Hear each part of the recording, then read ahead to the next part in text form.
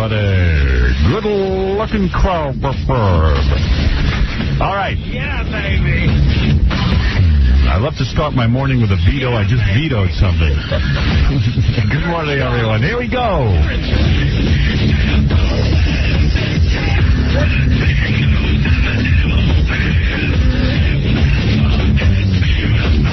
Yeah, whatever. Anyway, so good morning. I see the phone's already getting busy, Robin, and look at you. Not your full makeup on and still beautiful. Well, I'm not feeling very well. What is wrong? You don't look that well. I'll be honest with you. Well, right now I'm going through a crisis. Mr. X, let me get my hands over him. Come here, we'll work him over. You better not do anything. No, it's not Mr. X. Mr. X, Malcolm X, or whatever his name is. What is your crisis? Do you want to... My car is stuck on the street. Oh, your car is stuck on the street? Yeah, at... What happened to your driver and you had a whole car? I am a driver, but Mondays I like to drive myself. Oh, you do? And this morning I just stopped illegally, you know, to run in and get a couple of newspapers before I come to work. Yeah. And then when I jumped back in the car to stick the key in the ignition, there was no key at the end of the fob. It got caught. It came off somewhere. Ooh. It broke off. It broke off. Well, don't worry, the car's not there anymore. I hope not, because it's a bad spot anyway. So what are you doing about it? I called the Land Rover. And they said, oh, somebody would need to be with the car. I said, oh, I'm going to leave my job now and go see. So what, did you send someone over to help? One of the interns is trying to, I hope they find the car. Wow. Do you know where it is?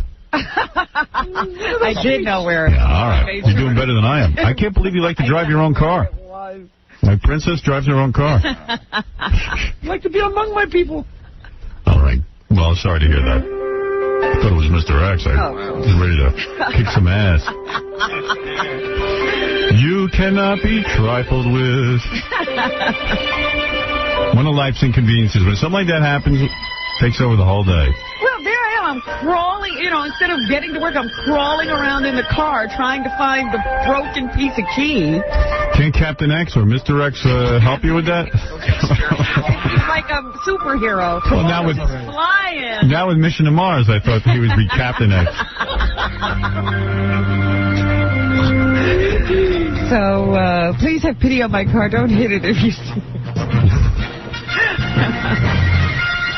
Wow. I am Captain X. I'm Captain X. I will come and find your key.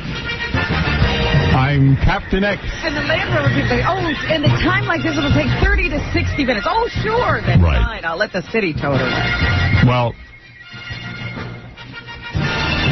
let's get over it right now. We're going to have to just get past it, Robin, take your mind off it and take you to another place magically. You just have to unstress. Breathe deep. Relax the buttocks. I should have stuck with Become aware of the buttocks. Tense them. I'll transport you. And hold the breath while tense. That hard doesn't mean anything. Keep tensing. I watched the worst movie yesterday. What was that? They sent me a screening copy of Man on the Moon, the Jim Carrey, Andy Kaufman movie. You didn't like that, huh? Woo, man.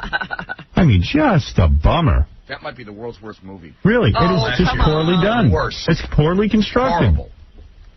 It's just, you have no insight. It's just bit after bit. You don't know what he's all about. No. You don't get inside the head of Andy Kaufman. It's basically like... You watch Andy Kaufman. It's like Andy Mania. It's like an impression all the way through. What? I don't have you... What? It was a huge disappointment. Yeah, right? I was really bummed. I couldn't even go... When he got cancer, I turned it off. That was the fun part. Really? You didn't even stick with that? You know what? They sort of blew by that, too. Oh. Yeah, to get all those Andy performances in, they skipped Andy. They could have taken a few Andy performances out because you know what? They weren't funny. Yeah, and I don't know, whoever was saying that... You know what the problem with the movie was? Andy's not funny. Well, whoever said that Jim Carrey should get an Oscar nomination was crazy. Right. Well, they say that about every movie that comes out. But Jim Carrey was good when he was... Well, it's fun to have a Susan Lucci in the movies, and Jim Carrey's that guy. Yeah, Jim Carrey was fun when he was being Andy. He did that well. Right. But it was just when he was being normal that he sucked. Yeah. I mean, he's not that good an actor. No, he's funny. He should stick to, like, being Ace Ventura. There's no shame in that. And Dumb and Dumber. Yeah, don't pull a Jerry Lewis and start becoming serious. When he was playing the bongos as Andy, that was funny. Right. When he was talking to Courtney Love, not funny. Yeah, right. And who keeps putting Courtney Love in the movie? Milos Forman. Milos. You like Yeah.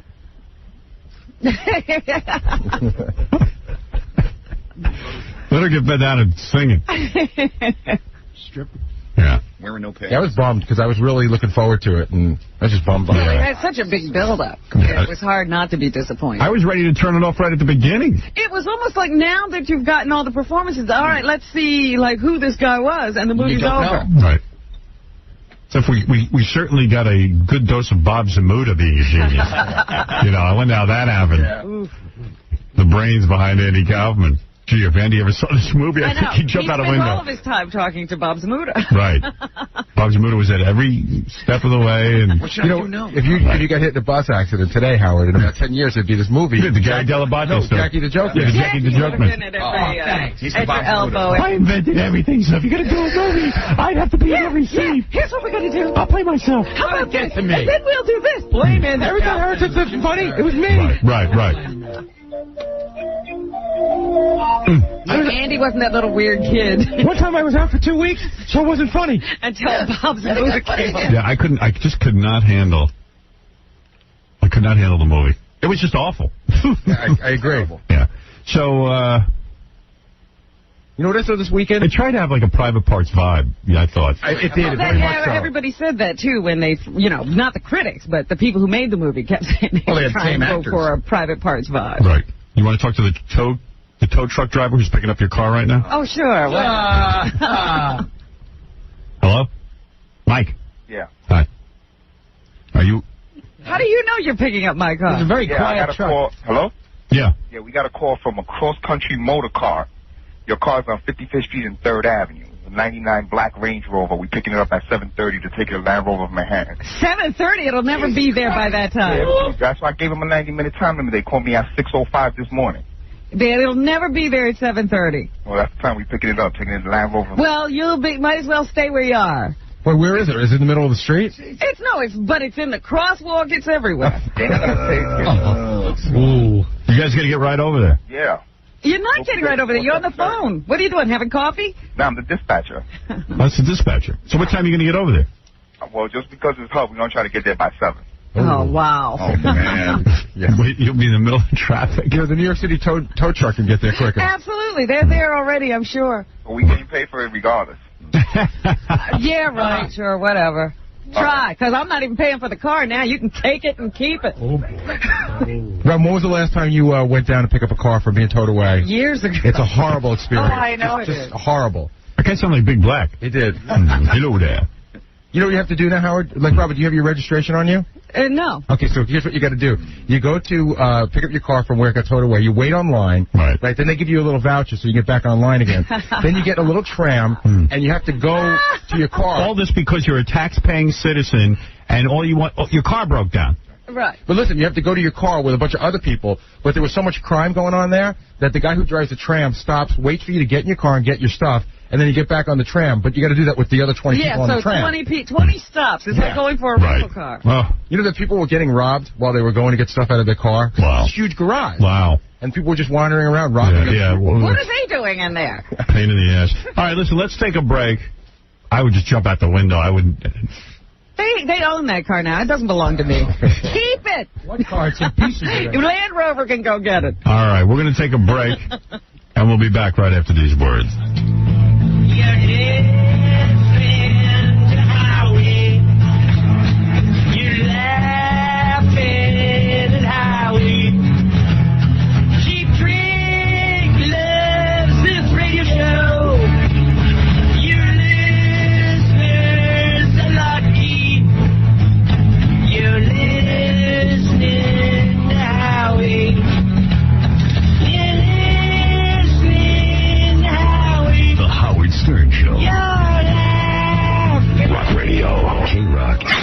Attention!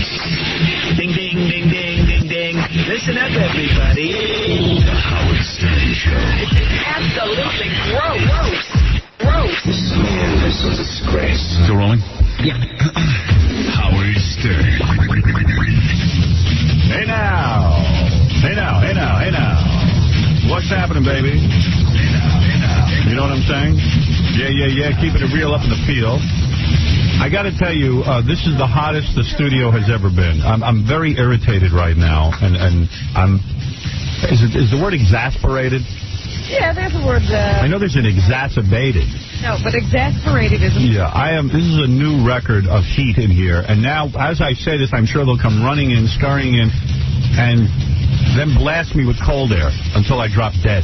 Right. That's the perfect thing to do after heating you up like this. I'm beyond frustrated because the lights in here are so low. I've told management there is the floor above this building is available so that we could have a high ceiling. They don't want to do it because they don't know how much longer I'll be here. It's always the story of my life. I'm signed for another year. A year is a long time to sit under French fry lights. But you've already been sitting under them for how many years? I know, but at what point do they say I'm here long enough that they can give me something? I can't work with this heat. I'm passing out. We moved into this building at the start of this. See, all I got to do is get up right now and walk out and say, I'll be back when you guys raise the ceiling. And then it would be done. You know, I read about the life story of John McCain, who was locked in a box in Vietnam for 5.5 years. And I go, you know, he had it easy. Walk in the park. Yeah. I mean, put me in a box. Feed me. Poke me. Poke me. They wet you every once in a while. That's good. Yeah, wet me down. At least he's not dying in there. Guy looks better than I do. I mean, honest to God.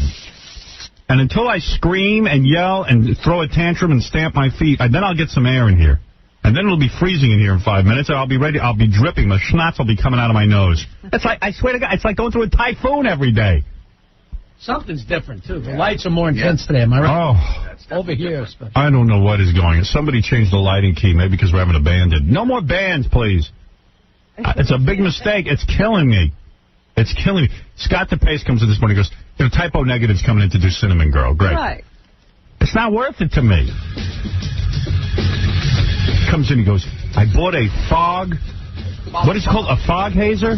I didn't buy anything. What did you do? We rented what's called a hazer. What's that? Okay? A hazer, in order to see a lot of these moving lights, you need to see smoke going through them so you can see the beam. So I know about Howard not liking fog, so... I don't mind fog if it's outdoors. I'm in a room. Scott's a great guy, but we're in nothing close to a studio. It's a little box. You start running that chemical through here, I got to sit and smell that stank. I tested it twice. It never once got anywhere near your area. Don't want it. I understand.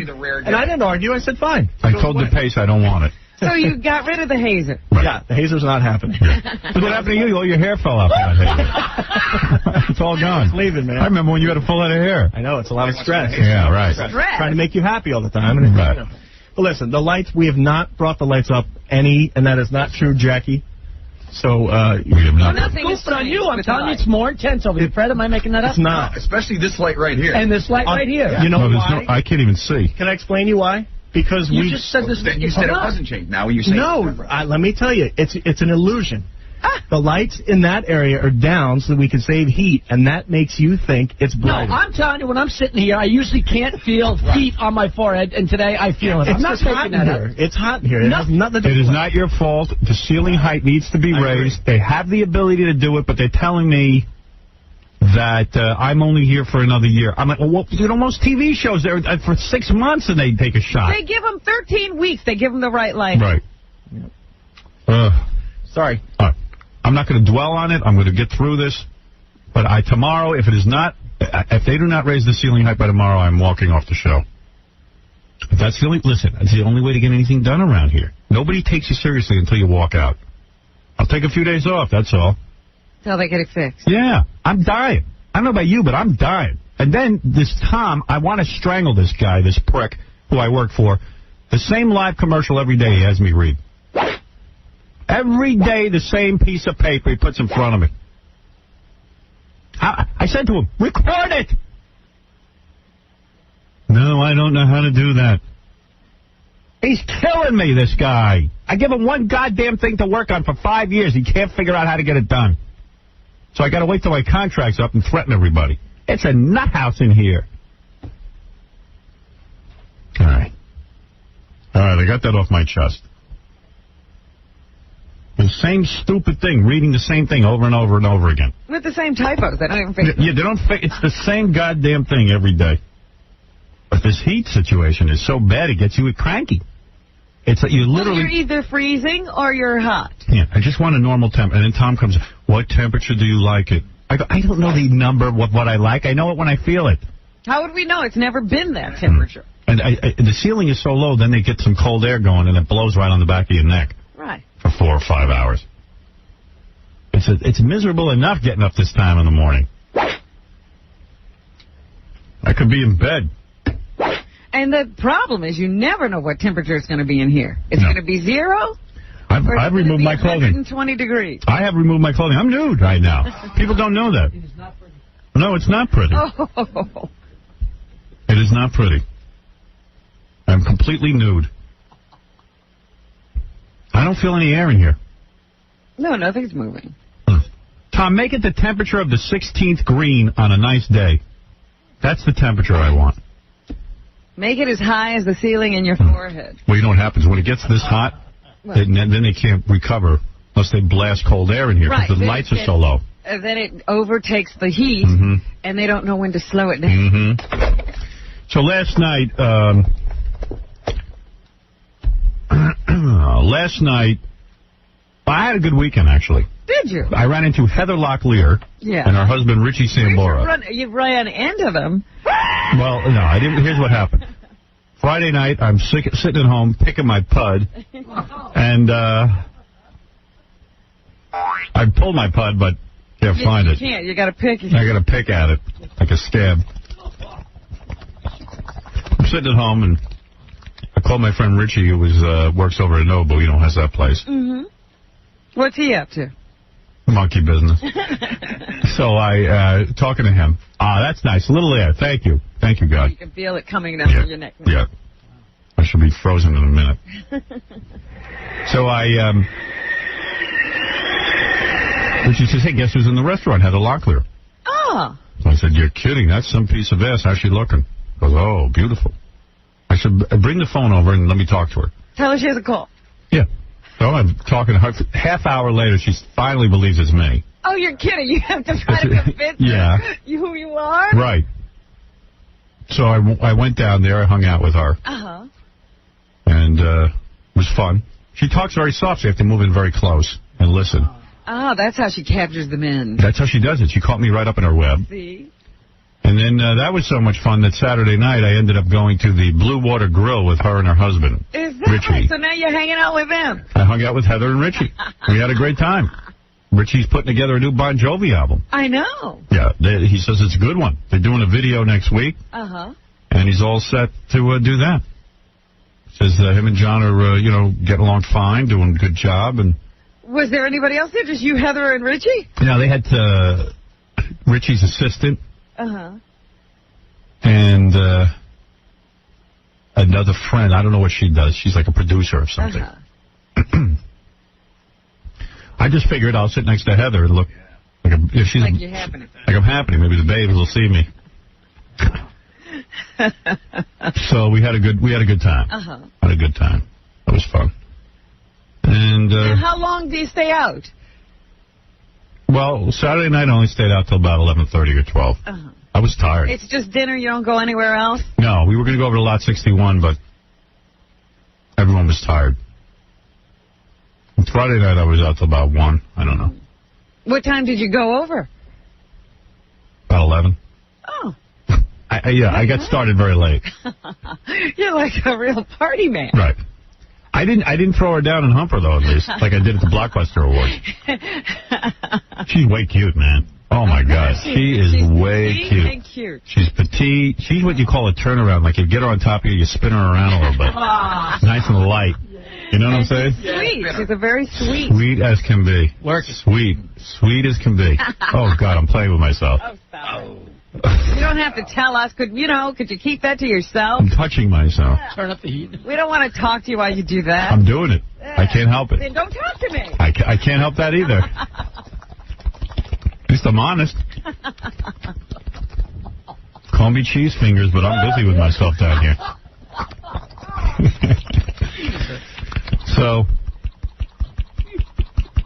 that was that. Yeah, so I went out with them. Yes. Had a nice time. Had a good time. Had a good time. Yeah, that Blue Water Grill is a cool place. Yes, you know there used to be a bank? Yeah. And now it's, you know, you can still see the vault and everything. It's, oh, you've been there, huh? So you go to all the good places. Yeah. I never go anywhere. I go over there and listen to jazz. I didn't hear any jazz. The jazz is downstairs. Oh, I didn't go there. See? I should have gone downstairs. Downstairs is great. We ate for like 3 hours. And I hit the Grey Goose vodka. And, uh-oh. Hell yeah. They brought out the Grey Goose. I turned Heather and her friends out the Grey Goose. Heather drinks a martini. Yeah. A little Grey With Goose. the Grey Goose, the Grey Goose martini? Yeah, she says very smooth. Well, that's the wrap on Grey Goose. Yeah, and I had my usual sea breeze. you think the girls drink. Yeah, bring me a very sweet drink. Something sweet so I don't taste the nasty alcohol. Not even a screwdriver. A sea breeze, please. Yeah, please, sea breeze. Thank you. You know. I'll have that neat. Right. And, yeah, so I hung out and I did that. That was good.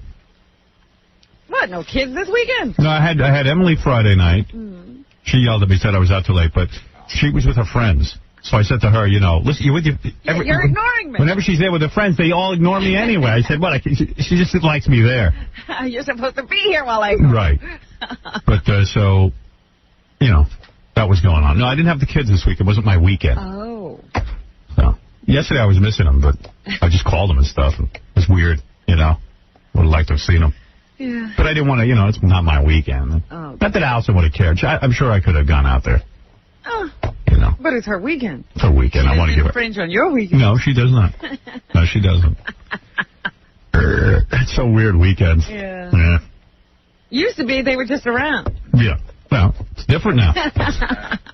I'm legally Now separated. you got to go find your kids. Right. Well, you schedule appointments. Where are they? Yeah, no, Emily and I were together. But Emily was up Friday night. We hung out till about 2:30. That was good.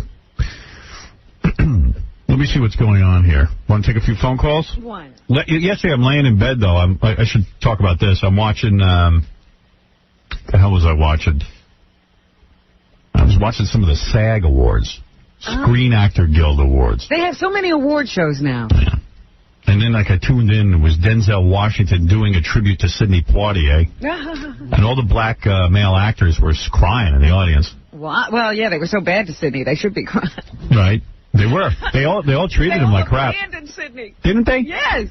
Sidney Poitier was like, they tried to make him like an Uncle Tom. Right. Absolutely. Do you know that Sidney Poitier, at a certain point in his career, they were writing editorials about how horrible he was. You know, black writers who got to write in newspapers were calling it the Sidney Poitier problem. And he said the only way he thought he could fix it was to stop acting. He actually stopped acting because of how horrible people talked about him. Right. But now all the black guys are crying. Yeah.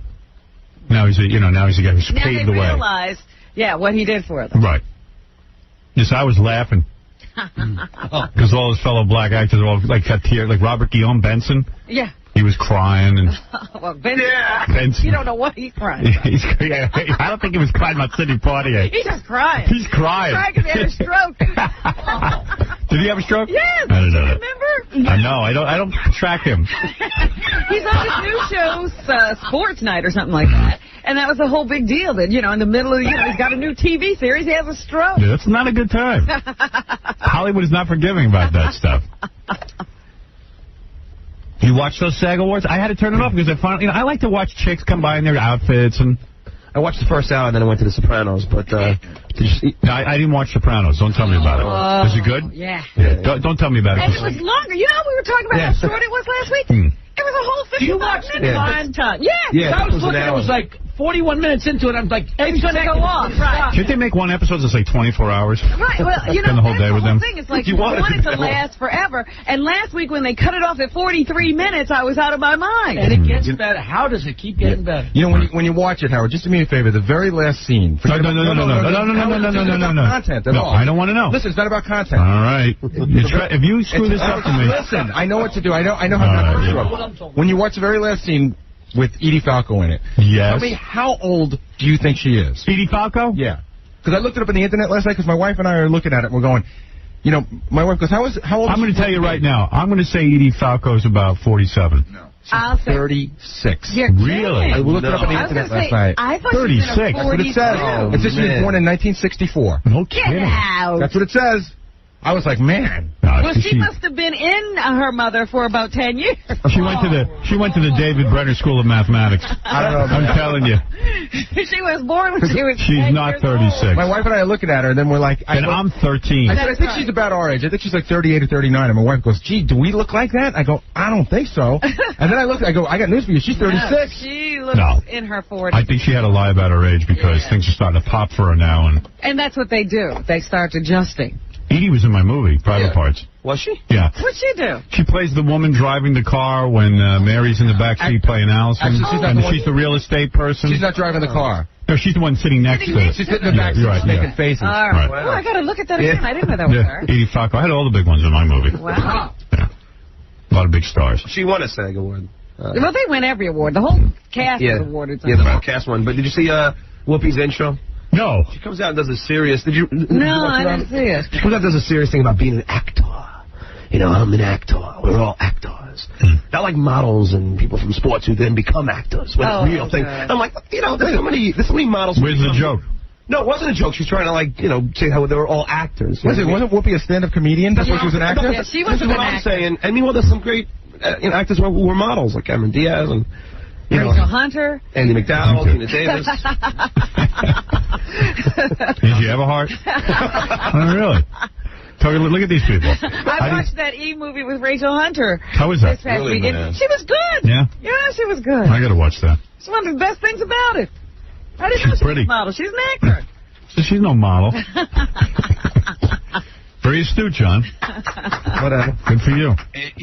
So, fishing to Mars over the weekend. How is that? You know, made $25 million. I mean, do you want me to tell you something about it? $25 million? All I want to tell you is just like Contact. You see Contact? Oh no. That was horrible. You want it to start where it ends. Right. You know what I mean? Right. Pick up from when they get to Mars. Yes. They ran Contact on network TV the other day. I'm like, why? Right. Nobody needs to see They that. got nothing else to run. At least I watched the whole thing. I couldn't get through Man in the Moon, the Jim Carrey thing. What, you watched all of Contact? Yeah, Contact I've seen twice. Yeah, and it was good if they just would have gotten more into the... I didn't hate it. It just sort of left me feeling empty. Right. It was nothing. You went all that for nothing. Yeah, I like to waste my time. You know what I saw this weekend that I'm not sure why everyone's crazy about? Robert, did you see Cider House Rules? Oh, yeah. Is that a best movie? No, yeah, there's like nothing going on. Yeah, movies that are real boring with some good actors in it always win Academy Awards. How did Charlize's ass look, though? You know what? Charlize Theron, who cares? You can see that in other places. You got to sit through them picking apples and crying before you get to her ass. It was a good movie. Right. Oh, please. I thought it was a good movie, but it's not such a great movie. That's what I'm saying. You know, it's something to do on a rainy day. I felt completely. I watched a real cool thing. Some guy made a documentary on the life of a porno star, followed her around for 2 years. Oh, yeah? Yeah, how did I get that? That's really good. She wants to come on the show. Is that Stacey Valentine? Yeah. Yeah, she wants to come on the show. Yeah, I don't see, unless you see the documentary, I can't see having her on the show, but I don't But think it was good? It was really good. What does it show? Like, what is? I gave it to Heather Locklear to watch. Did you see Michael J. Fox on the second one? Yeah, he looks bad. Yeah, it's so sad. It is sad. It's bad. I mean, he just left a few weeks ago. I feel bad for the guy. Yeah, he has that blinking thing and, you know, shaking. No, he's got tics now. Somebody told me they saw him somewhere and he was shaking all over the place. He's what, 38? He's young. He's Edie Falco's age. Yeah, well, you got to go look that up on the internet. I feel bad for that. You know, life sucks, man. How is it that God lets you... Nice. If there's a God, why does he let you live that long and then to screw you up at your young age? Who's he bothering? Yeah. Who's Michael J. Fox bothering? Yeah, there's bunches of guys who just do everything and they're still fine. Yeah, and you know, the worst part about him getting sick is now Heather's got to leave New York. That's right, because Mark Sheen's And she's got to work with Charlie Sheen. Right. son is going to get the part, and he has to work in L.A. Makes me angry. Is there any Heather chance? just moved here. Heather just got here. Your friend is moving away. I know, I finally make a friend, and now she's moving away. How am I going to get along without her? Maybe Richie wants her to move away. Oh, Richie. Who are you going to have dinner with? Richie likes living in New York. In fact, you know, I met them a few weeks ago when they first got here, and they were just loving it. Yeah. Yeah, but Michael J. Fox is in bad shape. I feel bad. At this point, I mean, you could put him in the bathtub and throw in your laundry. And I'm telling you, He's in bad shape. And I've met him a few times, Howard. He's such a nice guy, and he's a big fan of yours. Right. You know what? It's very funny, because remember Katharine Hepburn said all those years that she didn't have Parkinson's? Right. You know, she was shaking. All Yeah, right. And she never quit. Wait a minute. Why are these people quitting? She turned it into an acting thing. That's a shtick. Right.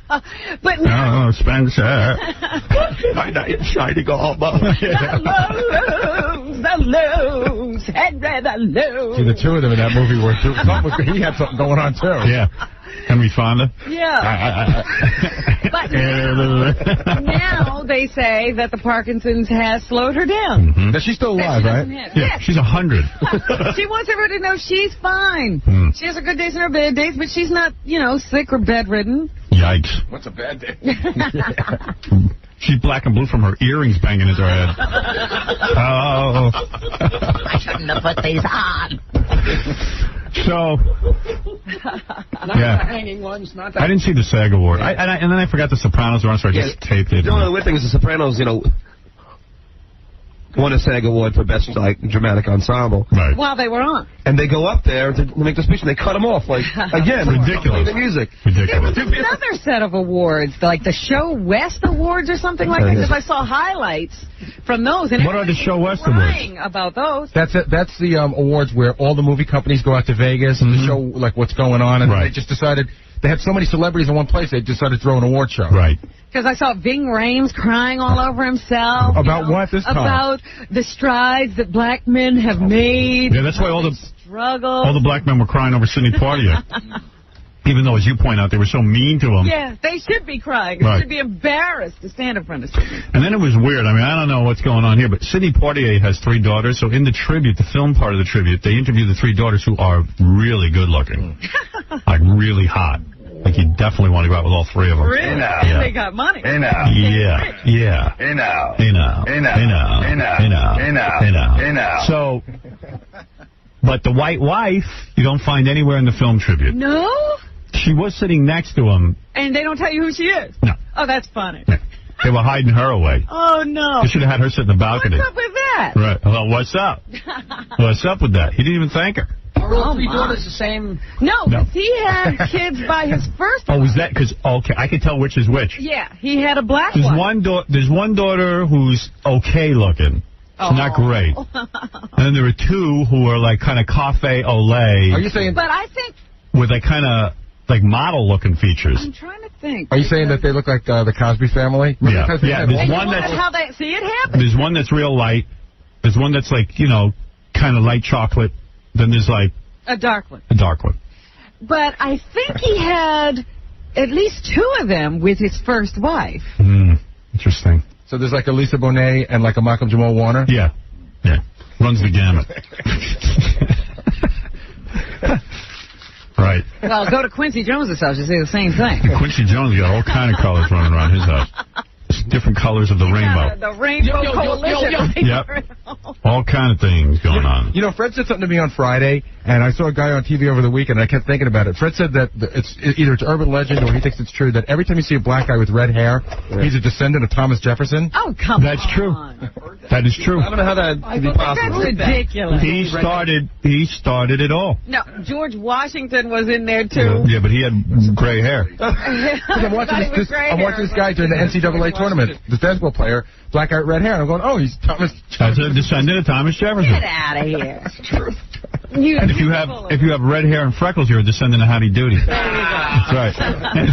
There you go. And she's undersized. You got freckles and splinters. All right. I mean, how many redheaded black guys do you see? Very red. Malcolm X. Was it? Yeah, that's right. They used to call him Red. They used to call him Red. And he had some freckles. Doesn't Howdy Doody. Howdy Doody. I'll have a brother with red hair. Montel Williams? Yeah. Descendant of, Howdy Williams. whatever his name is. Thomas Jefferson. Howdy Jefferson. I was going to say George Jefferson. All right, let me take a couple of phone calls, say hello to some people, and hope to God some more cool air comes in here before I pass out. Hi, John, you're on the air. Hey, Mega Dildos. Schmega dildos. Hey, a couple of things. The first piece is, Howard, fantastic show on Saturday. Just fantastic. We had a brand new television show Saturday night. I hope for those of you who get our syndicated television show, the Howard Stern Radio Show, got to see it. I think it was one of the best ones ever. I have to agree. I had a blind date. We had a bottle of Leapfrog milk. I mean, it was wonderful. Wow, you rolled out the red carpet on her. What is that, about $3 a bottle now? Something like that. Yeah, I haven't drank Blue Nun. in college. You must be in college. Exactly. Right. Real quick, Howard. Yeah. I have a Casey parody song. I sent it in. It's real brief. Can I play it for you? It's a Fleetwood Mac classic. That's okay. Can I send it in? Yeah, send it in. Okay. All right. Thanks, Howard. Yeah. No, I don't want to hear that. Leap from Milch. Leap from Milch. Probably wrote it on Leap from Milch. Unbelievable. Ow.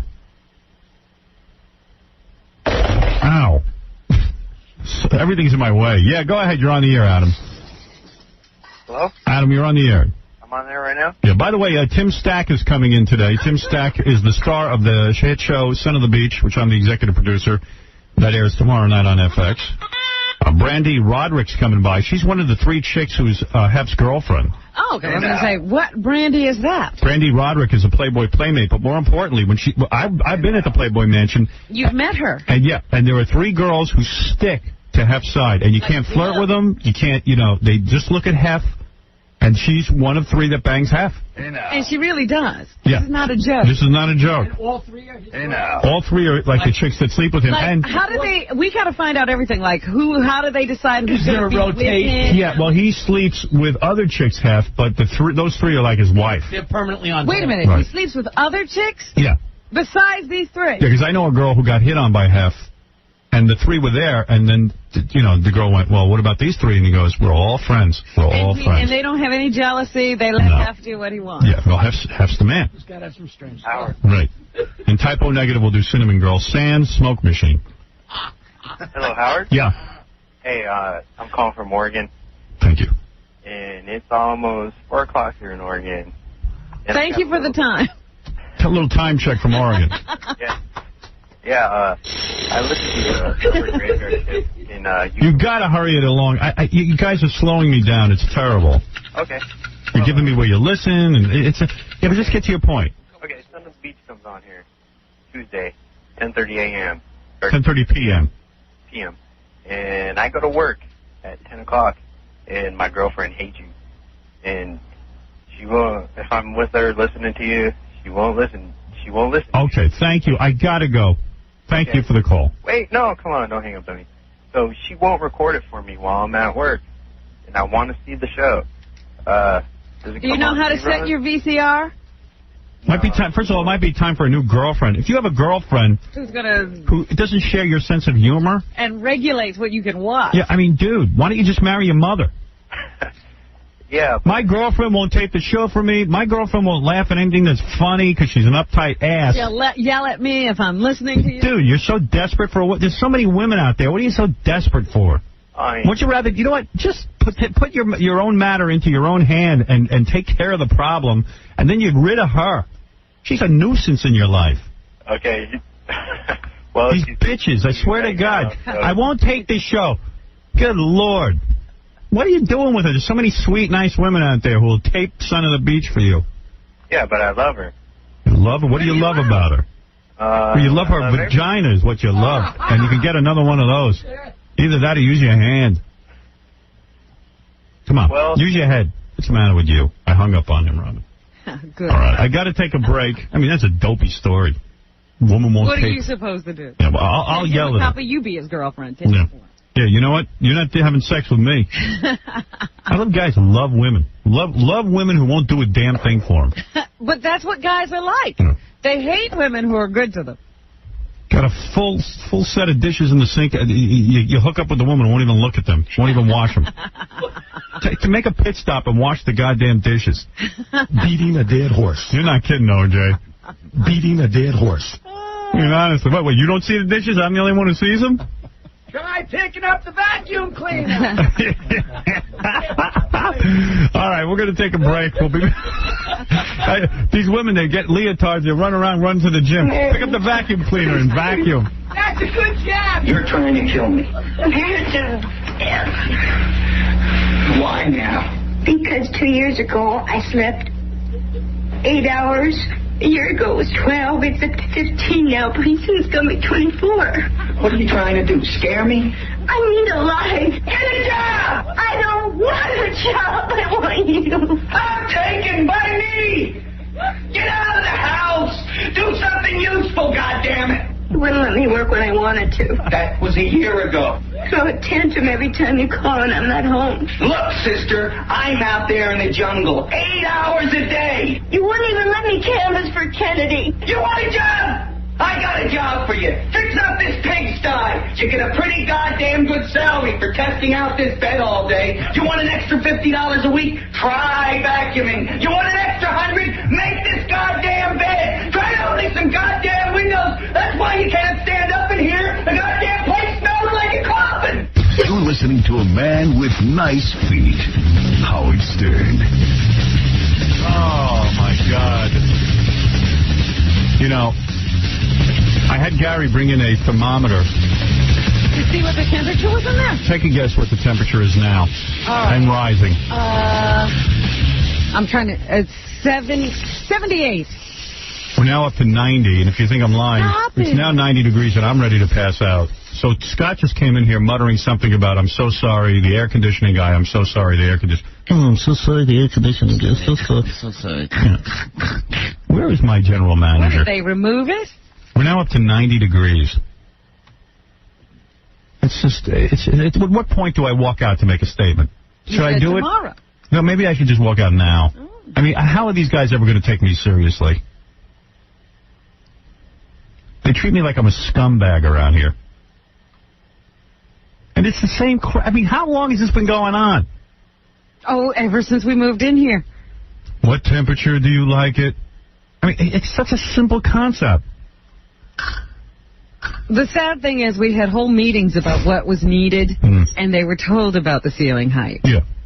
It's a joke. And then that time's like, well, what can I do? We don't have the proper ceiling height. I go, you could have done the right thing from the beginning and not moved here if you don't have a ceiling.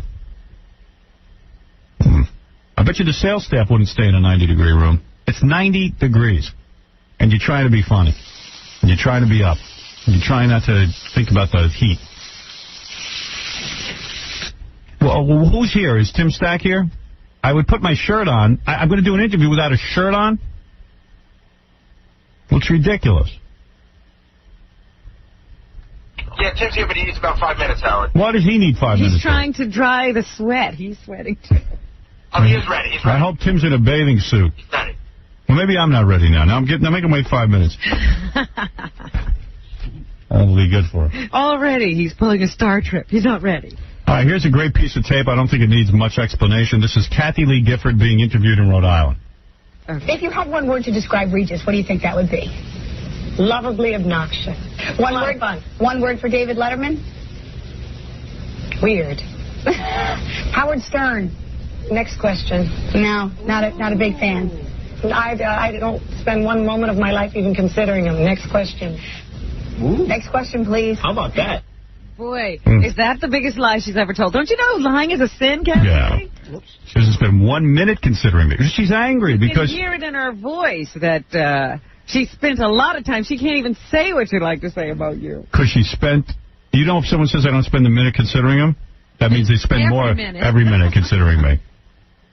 She's upset. She sent me a letter telling me how sorry she was about my divorce. And it didn't work.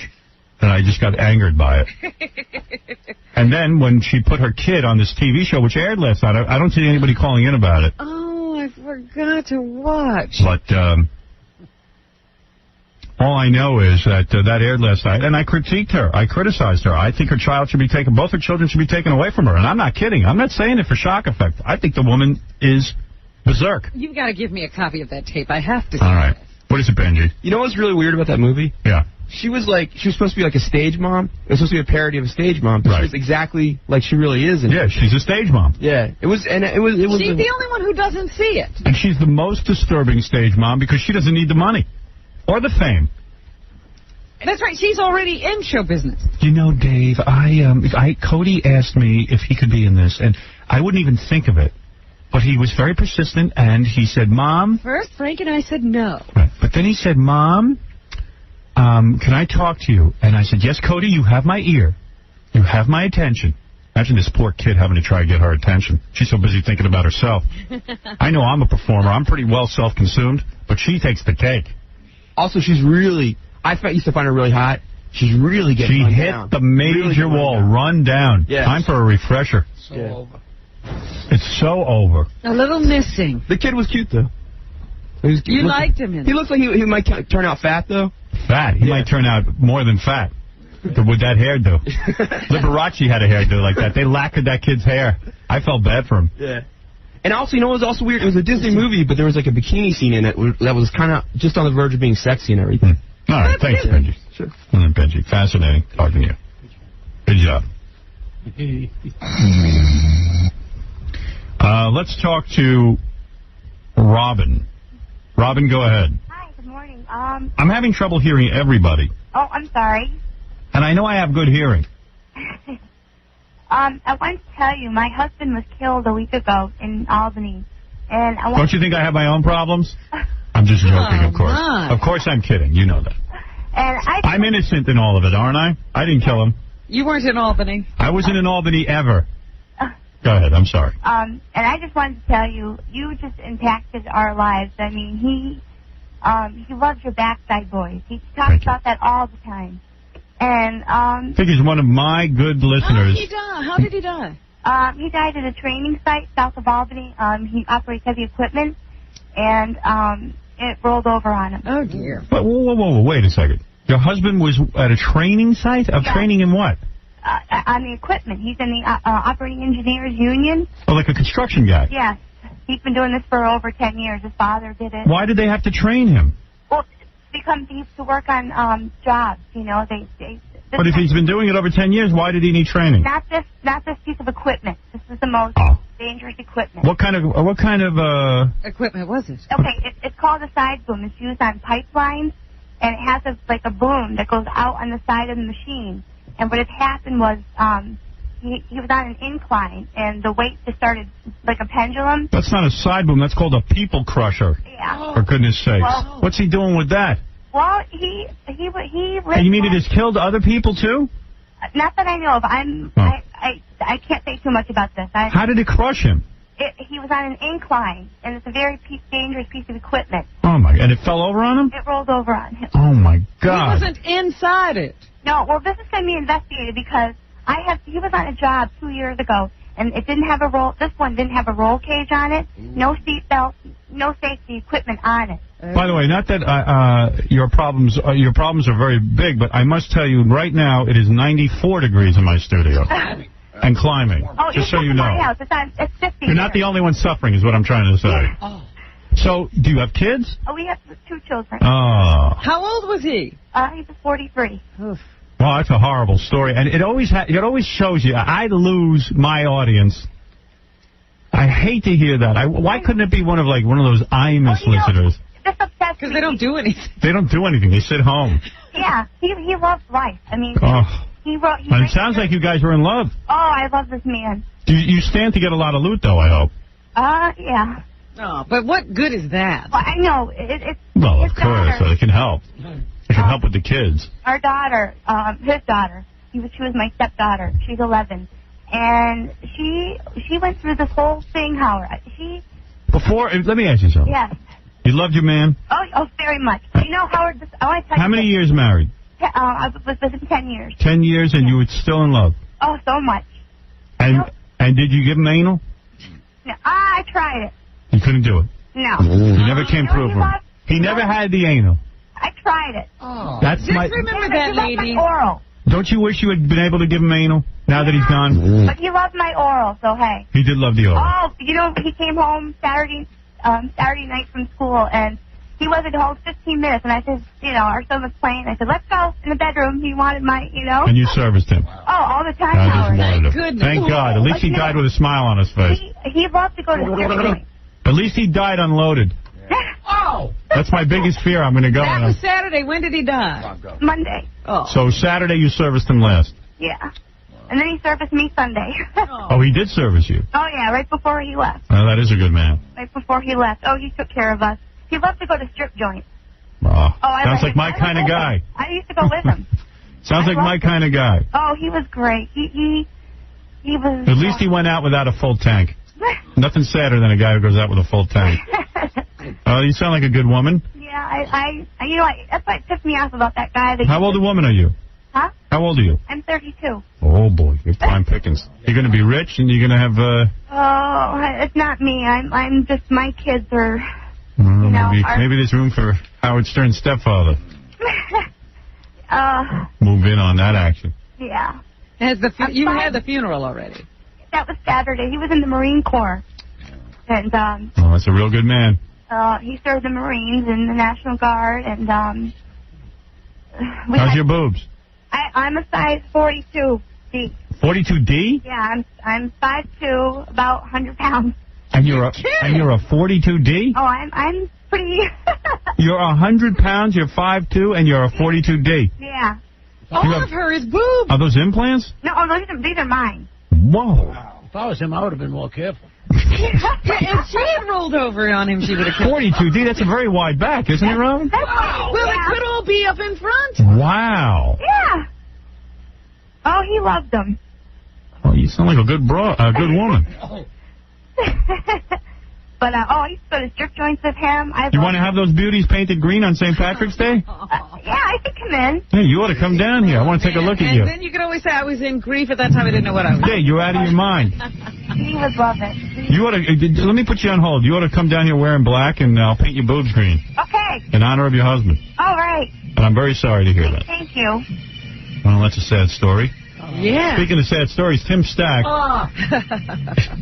is the brilliant star of the new hit show Son of the Beach, which airs tomorrow. He came in to do a little interview. He's my discovery, I feel. Looking at his resume, I really feel he's my discovery. Looking at his resume. I really do. And here he comes, handsome as can be, and dressed. Dressed like Knox. He's dressed like Knox Johnson. I didn't know Knox Johnson would be here. All right. He's dressed in his bathing suit and... Everything but the hairpiece. Look how good looking you are. Knox wears a hairpiece. Boy, is it hot in here. Oh, it's now, look at this. Is it hot in here or what? Put that back on. Is that a lifeguard or what? That's the head lifeguard. That's an or what? You look like Ben Stern. It is now, read this. You see what temperature that says? Wow, it says 91. That's 94. 94. You did go to BU Basic Studies. He flunked the 10th grade. Can't even read a temperature readout. But anyway, this is not a beach, ladies and gentlemen, but yet it feels like we're on a beach. It's warmer than any beach. Tim does, as Knox Johnson, he does wear a little hairpiece. I don't know why you do. You have hair. I have some hair. Why do you need more? They better? want to fill him in. I think that's funny. I think Tim's vain, and I couldn't figure that out when I was on the set, because he does wear a little fill-in hairpiece on the show. Yeah. And I'm Was shocked. that your idea? That was my idea, yeah. It's kind of like the Pat Riley look. But I think it's funnier to have you almost bald. Well, we can go with that next time. next season. Next he season. should be losing his hair as the season We do jokes about How it, though. can you be vain? I don't understand. Like, I look at Tim and I go, Tim's a great guy. I'm no beauty either. And I go, Tim's like fixing this hairpiece on the set. And I go, Tim, what is the difference? You don't understand the hair thing. What? Because you don't have Losing the hair? Oh, it's awful. Yeah. It is. It's terrible. It is, of course. Yeah, and I've heard you talking about it. Yeah, I don't know. What have you gone through? What have I gone through with the hair? Yeah. Everything you can think of. Really? I apply so many chemicals to my head at night. Do you really? I'm going to grow a third arm. Do you really? Oh, yeah. You better not try to have children. Luckily, I got that out of the way. Yeah. Good. So are those hair plugs that I'm looking at now? I've got some of those. Right. I've got a little bit of nylon pile up there. Really? Even now? No, there's nothing. No, this is me. Yeah. Those are hair plugs? Some of them, yeah. Really? Now, where did they get the hair from? From the, it's really nice. My first time on the Howard Stern show. Yeah, where do you when you got hair plugs? Where do they get that from? Your ass? Yeah, they take it right. They actually go inside. They do? No. No. Then when do you have a little white piece of toilet paper in your head? Tim, I don't understand. I never asked you about this. Because in real life, I'm I like that the guy from Little Rascals. Right. No, but really, what is going on? In other words, where do they get the little hairs from? From the back of the head. Oh, they do? Oh, yeah. No, I got a great guy in San Diego. No kidding. Yeah. San Diego? Yeah, I go all the way down there. You live in L.A., the capital of plastic surgery. Surgery and every kind of cosmetic. I think he started out in L.A. and then he moved down there. So you stuck with him. So once a year I go to Mecca. Right. To get some hair. And I didn't realize that. Yeah. I mean, what's your plan? Are you going to try to have all... No, I think I'm done. I think I'm done. No, I think I'm done. But won't there be little holes in your head if you don't replace them? No, the haircut, all they do is move hair. That's literally what they do. Really? Yeah. Wow. Well, but good for you. Notice where they took the hair, it doesn't grow anymore. No, but what they do is they kind of push that, they sew that, they take a little strip of hair out of the back. And then they literally dissect. I can't believe I'm talking about it. I'm trying to promote a TV show. Right. Well, this is good. You're a sex symbol now. You have to talk about this stuff. You really are. He is the sex symbol of my show, Son of the Beach. He's the reason the ladies tune in. Yeah, he's got to worry about this stuff. So you have the hair. Have you had that operation to shorten your scalp? No, that's big time. That's next. That's next. No, I don't want to go back. That's really... That's like a big surgery. No, because the first day I was on the set, like when we first started pitching this show to networks, when Tim and I would go around, and we had a game plan that we would go to the networks and act out a little scene. Yeah, you and Tim. No, Tim and a woman named Kim Oya, who's also on the show. I was going to say, you were playing the girl? No, I would pitch the show with Tim. I would introduce Tim, and then Tim would act out some of it. It was kind of a cool setup. Yeah. Well, it's one of those things where it's hard to get people to envision something that's so different. Right. So you got to give them a little taste. It's like what you did with the animated show. Yeah, right. Yeah. So the thing is that Tim would go in, and then I would see he'd be adjusting his hairpiece. He had a hairpiece even then. Well, I had one left over from Nightstand. Yeah, and then Tim would say to me, look, the networks want to see youth. And with the hair, I look more youthful. And I go, but Tim... You have this whole theory? Yeah, he has a whole theory about his hair. No, it's true. I know that. That's true. The networks want youth. You see, I had to hear this. I had to hear the youth. I'm not taking any chances. Right. So Tim and so I said, Tim, whatever it takes to sell this thing, to put the goddamn hairpiece. Right. I don't care. Put a Merkin on. I don't care.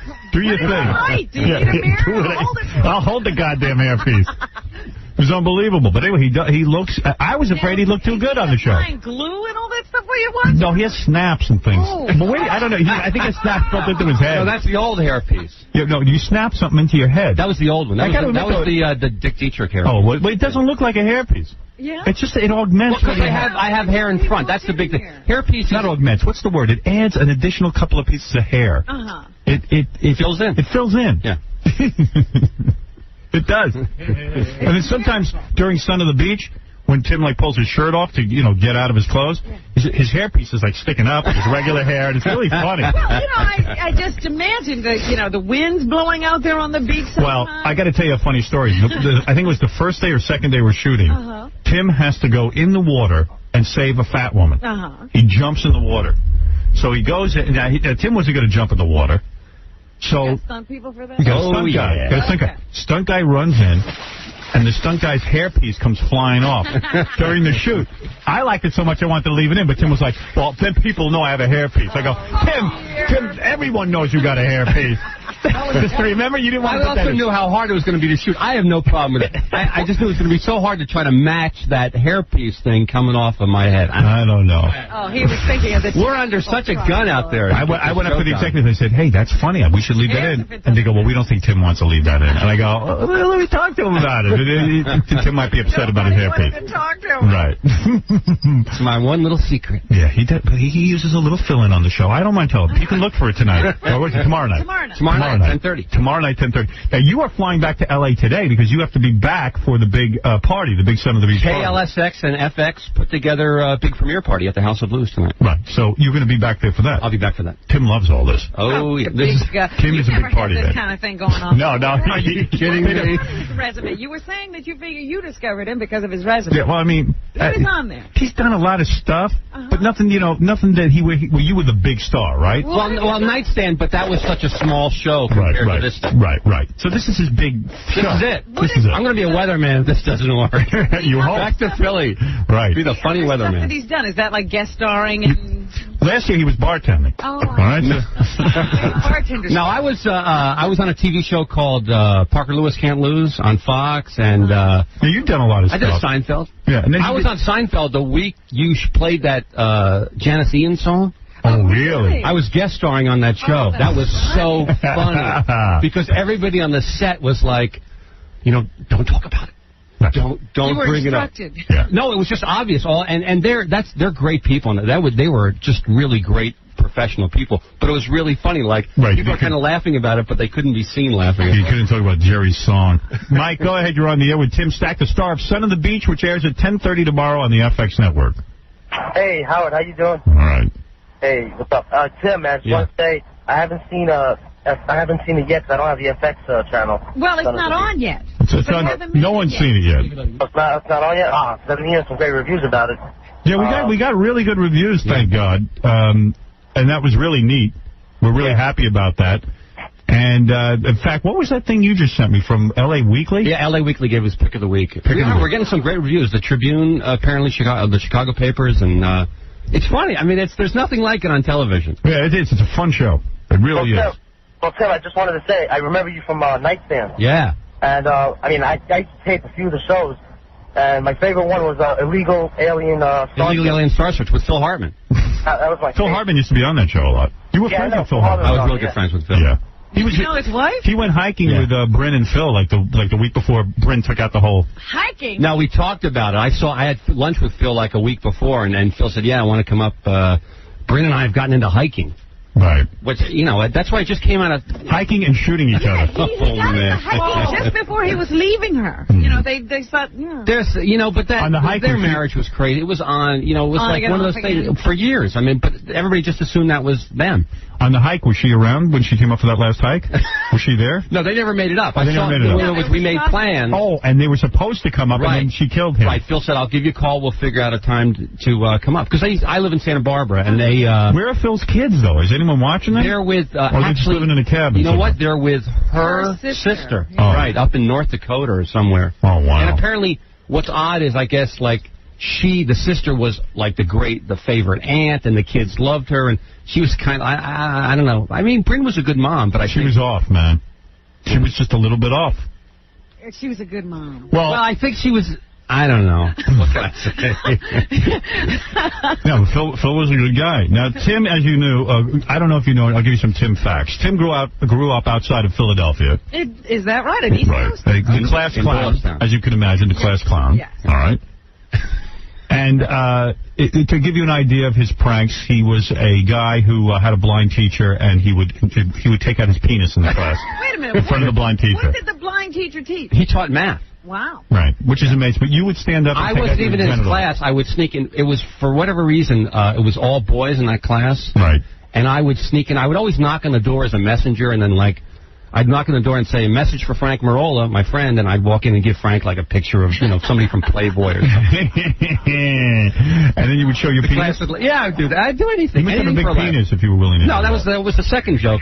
That was There were two jokes there. That's right. So this is the kind of guy you were. Yeah. And you were a bad student. You got left back in the 10th grade? No, what happened was There's an explanation. He wasn't a bad student. I was a bad student.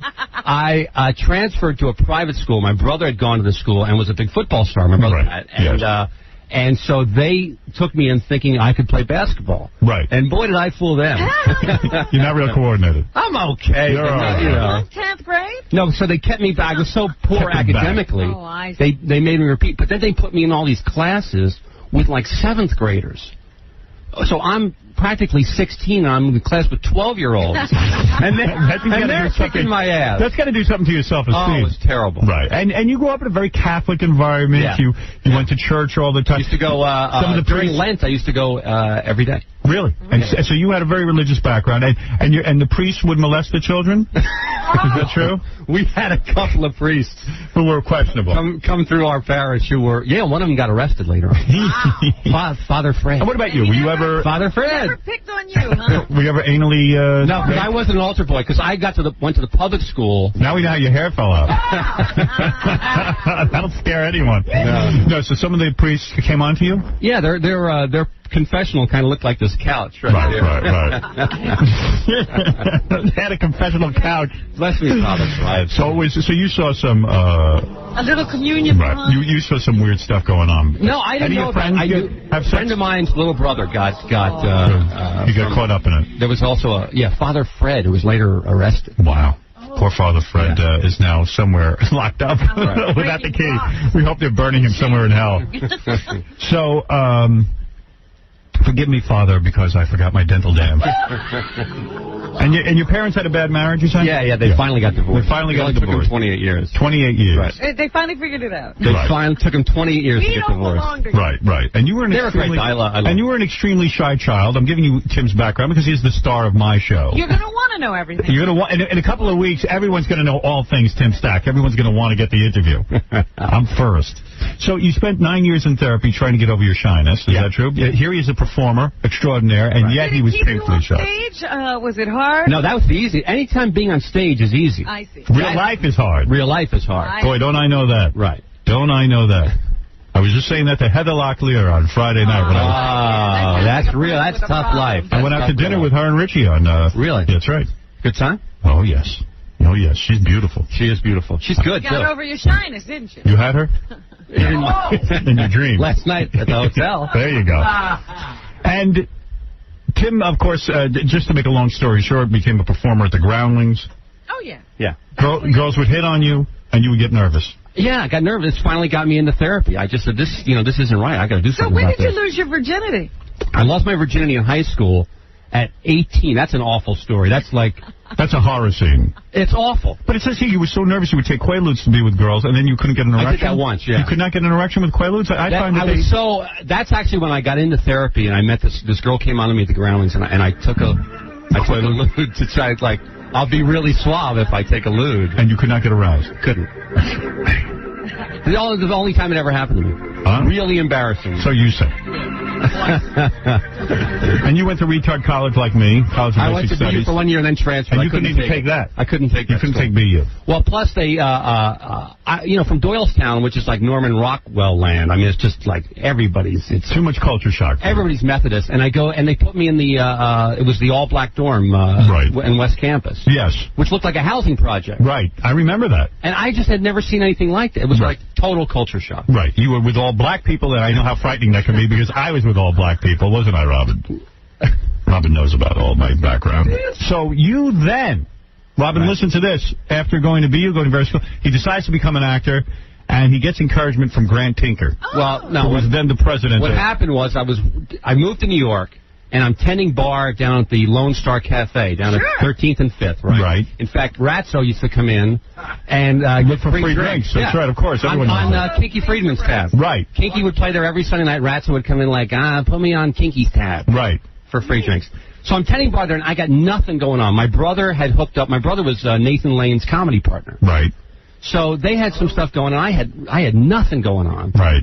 And so I came up with an idea for a TV show based on a play called Moon Children. And I sent it out to a bunch of people with kind of like a funny cover letter. Mm-hmm. To a bunch of people in L.A. Never, just out of something to do. Right. And like a week later, I get a call from Bruce Paltrow, who was Gwyneth Paltrow's father. Oh. Right. Who was he was doing The White Shadow. Remember that show? Yeah, that was a great show. So I get a call. He says, Grant Tinker wants you to audition for this TV show, which later on went on to become St. Elsewhere. This is 1979. Let's travel back. Yeah. So I go and audition, and Bruce Paltrow says, you're good. You should move to L.A. And I kind of go, yeah, great. And then a week later, Grant Tinker calls me. And you got to realize at the time, he is the producer of, the Mary Tyler Moore Show. Right. Bob Newhart, he and Norman Lear are the producers in town. Right. He says, you should move to L.A. So I moved, just literally within 2 weeks. Sure, I mean, if Grant Tinker tells you to move to L.A., you move to L.A. Right. So I moved to L.A. So I move out there, and I call him. Away from NBC, we did it. All right. I call him, and I say, well, I'm here. And there's a pause. And then he goes, okay, well, call so-and-so, the casting director. So I call the casting director. I go in and meet her and a couple other casting directors. And then that's it. That's right. That was it. I never met him, and so I have nothing to do. So I decide to write a screenplay. I write it, I hand it in, and it's terrible. I mean, not only is it terrible, it's not formatted right. Right. It's all over the place. So he calls me and says, you should buy a book on screenwriting. So I hang up, and the whole thing... you're talking to him personally. And he's like a god to me. Right. But I still haven't met him. It's like the guy behind the curtain. Right. So I write it. So then I say, well, I got nothing to do. I'm tending bar. I'm working as a waiter at the Ginger Man out there. And and I write an episode of The White Shadow because I met Bruce Paltrow. Maybe so I write, and I hand it in, and they almost buy it. Like, it's encouraging. And I get a meeting with Bruce Paltrow. He says, why didn't you call me? Blah, blah, blah. I meet this guy named John Falsey, who went on to create Northern Exposure, big TV writer. Says, this is pretty good. we may buy this. Right. I think, wow, this is unbelievable. This is a success story, yeah. So then nothing happens. The season ends, and they don't buy it. So now I'm back. Still haven't met Grant Tinker. So now I think, well, I write a Lou Grant. Once again, I'm just a waiter at this point. Right. I'm taking class at the Groundlings. I write a Lou Grant. I hand it in. Grant Tinker calls me and says, didn't work this time. You really missed the mark. I said, oh, okay. And the whole time it's like, okay, thank you for reading it. I'm sorry to bother you. At least they call. Right. So then I realized last time they almost bought the story. That's what they were interested in, the story I created on the White Channel. So I sent him a note back saying, I'm sorry to bother you. Is there any chance maybe they would buy the story? Because and I thought the story was pretty good. It's about that comic who had jumped off the Comedy Store building 10 years ago. Yeah. Or 20 years ago. Right. So, and so I write him this note, say any consideration of the story. And then he writes me this letter back, which I think they gave me. Yeah, they did give it to me. And here's the letter. I've saved it for all these years, and then when you started going off at him, I thought you... Dear Tim, in spite of your abject begging, the Lou Grant Group simply does not buy ideas for scripts. Think of it this way. You've got your health. Best, Grant Tinker. What a prick. So, the first thing I do... Yeah. The first thing I do is I run to the dictionary to learn the meaning. Why did he tell you to move to L.A.? It's unbelievable. Right. And my hands were literally shaking. I took to my bed for 3 days, because this guy was like the god to me. Yeah, and you were listening to him. I was listening to him. Your abject begging. Right.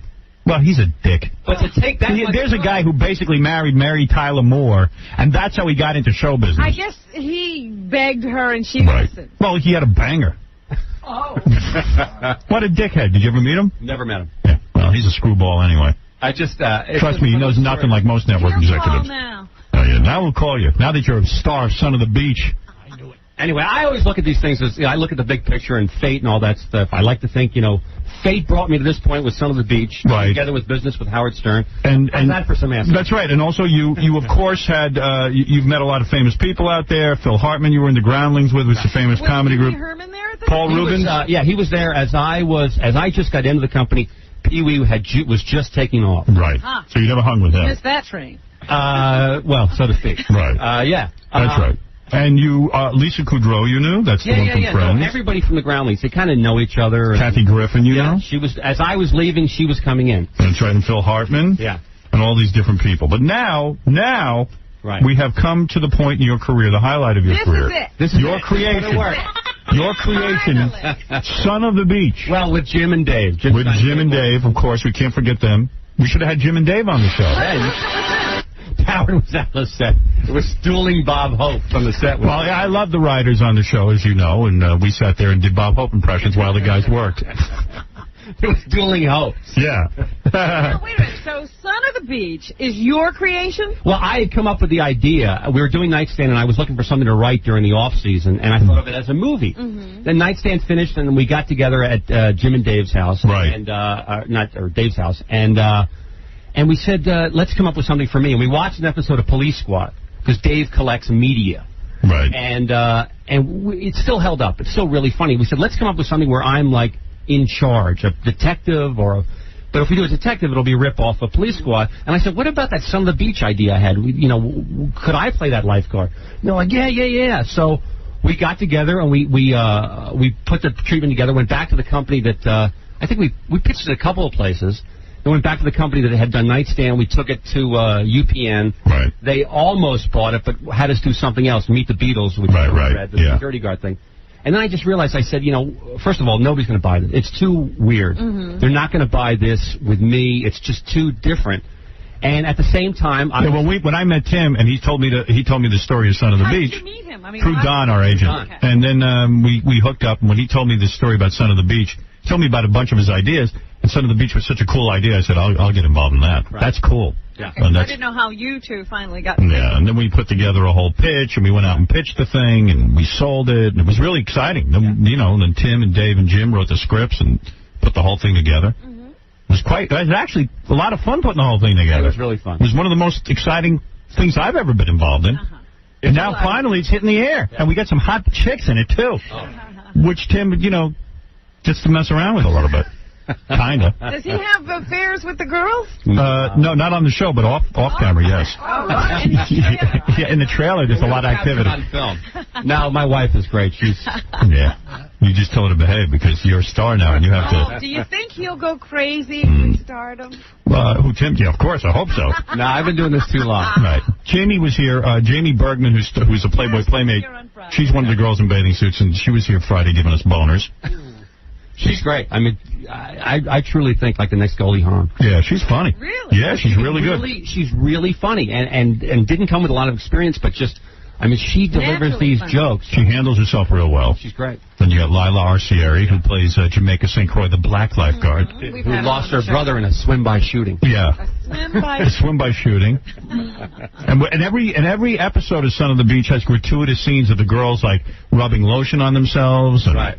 And almost naked, or doing lingerie shows. Right, it's like a lingerie party. What would that be like? Right. Dream sequence. Yeah, there's always a dream sequence. Yeah. Always. Always. And then for the ladies, there's Roland Kickinger, who, of course... Former Mr. Universe. Former Mr. Universe. Yeah. Good-looking guy. Yeah, who sounds like Arnold Schwarzenegger, and it's real funny. And He's our German exchange lifeguard. He's convinced Germany will one day have an ocean. Right. And then there's... Be ready when that happens. and then there's Kim Oya. She's another beautiful woman. She's like a hot Mary Tyler Moore. Right. She's very hot. And in the first episode, she's in bra and panties and chained up to a wall. Yeah. So, you know, it's got the right stuff. It's unbelievable. All the elements. Right.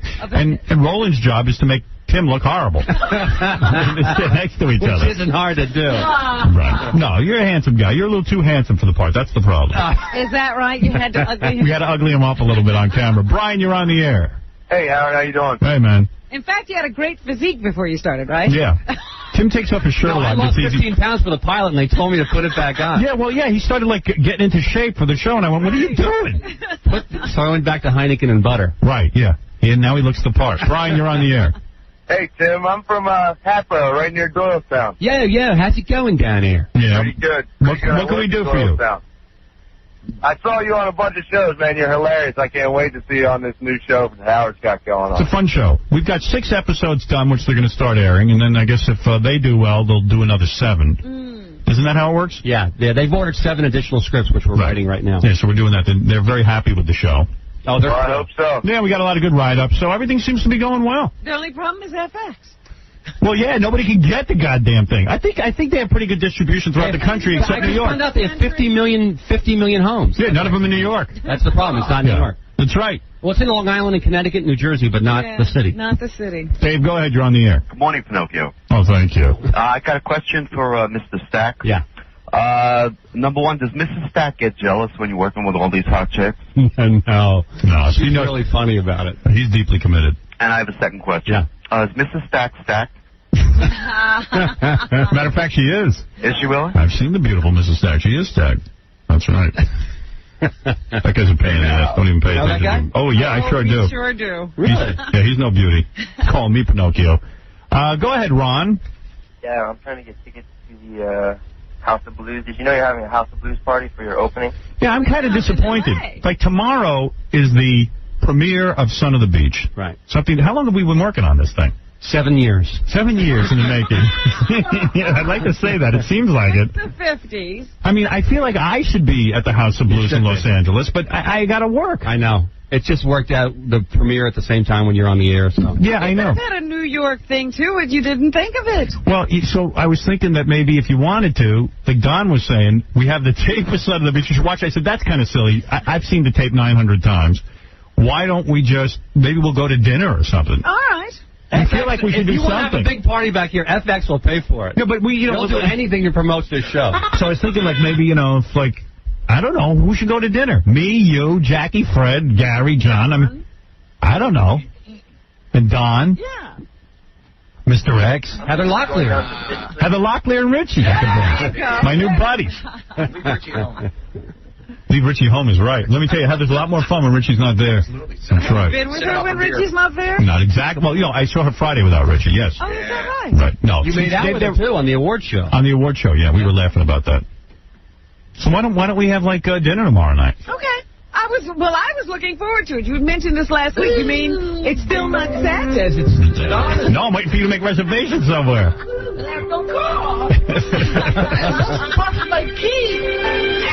Well, Howard.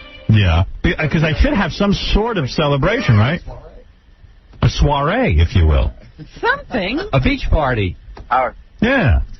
What is it? You know, Sitting Seat's giving away tickets if you buy a mattress. What? That's part of the promotion out there. What are we doing? If in Los Angeles, if you buy a mattress from Sit and Sleep, from Larry. It has to be like the premium mattress. Yeah, okay, yeah, what do you get? You get tickets to the premiere party. Oh, okay, cool. I'm thinking of doing that. Is there any other way to get tickets? Just buy a stupid mattress.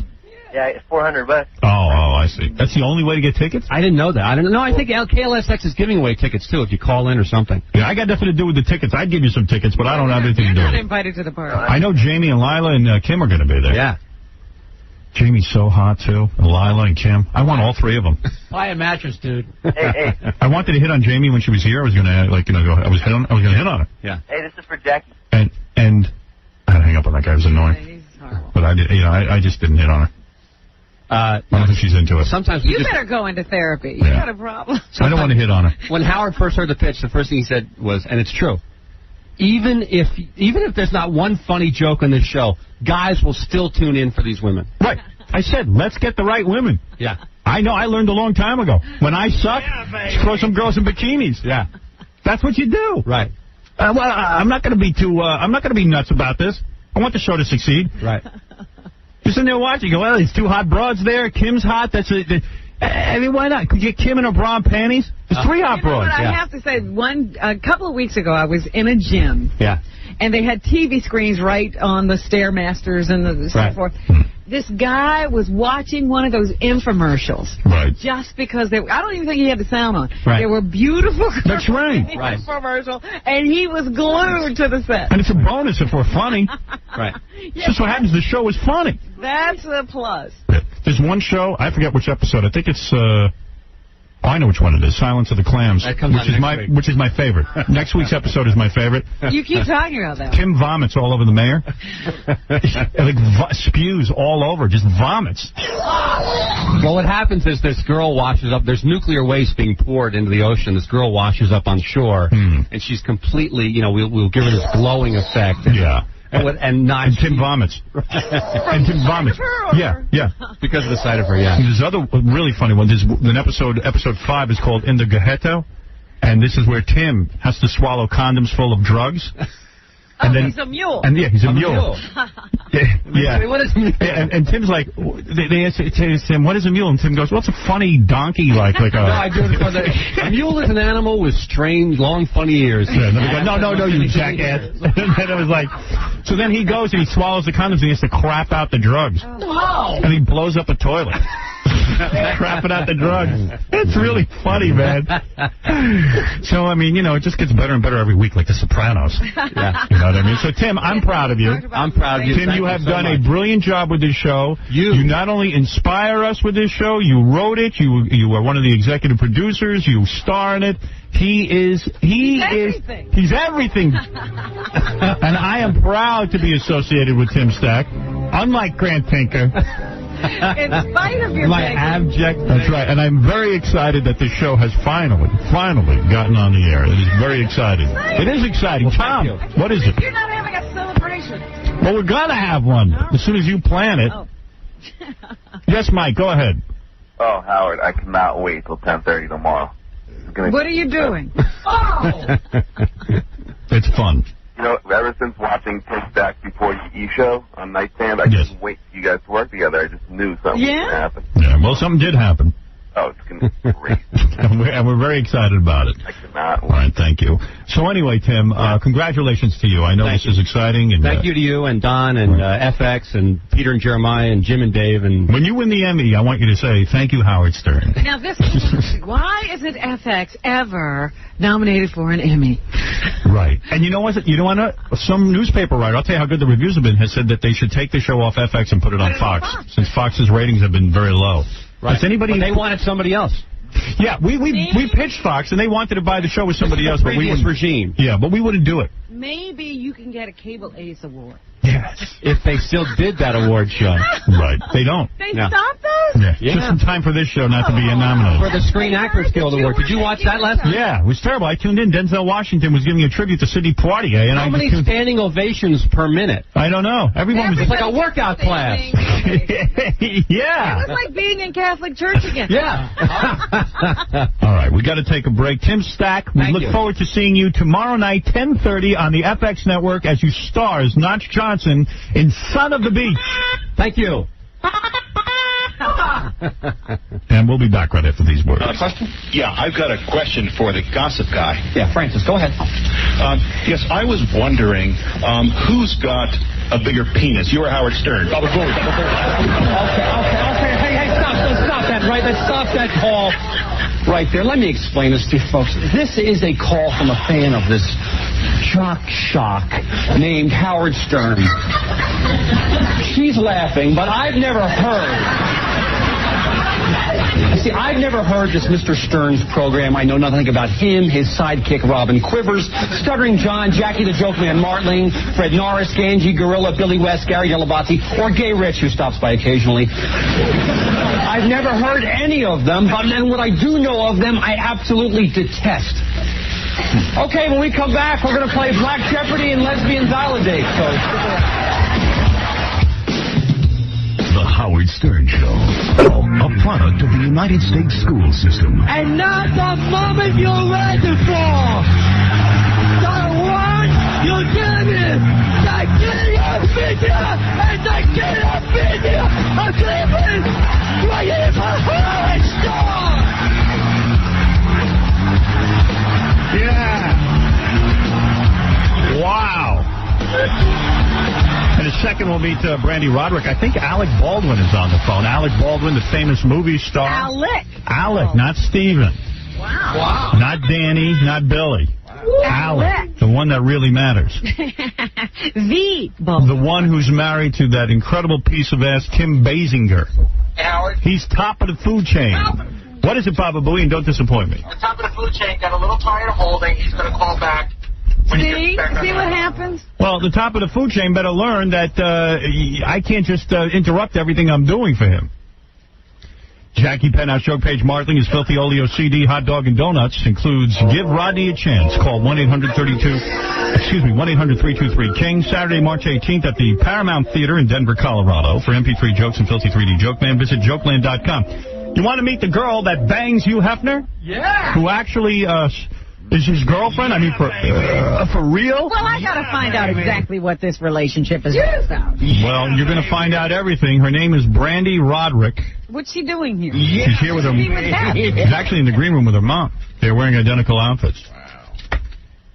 What? That's right. That's a whole different story. You know, Stephen Baldwin would have stayed on hold all weekend if I told him to? Stephen Baldwin would have listened to the show. Right. If Alec calls in, we'll interrupt Brandy's interview. Oh, whoa, Brandy. Hubba. Hotsy totsy. Where's her mother? I want to see her in the same... Well, we'll see. We'll meet her mother later. Wow, Brandy, you look good. That's a girl.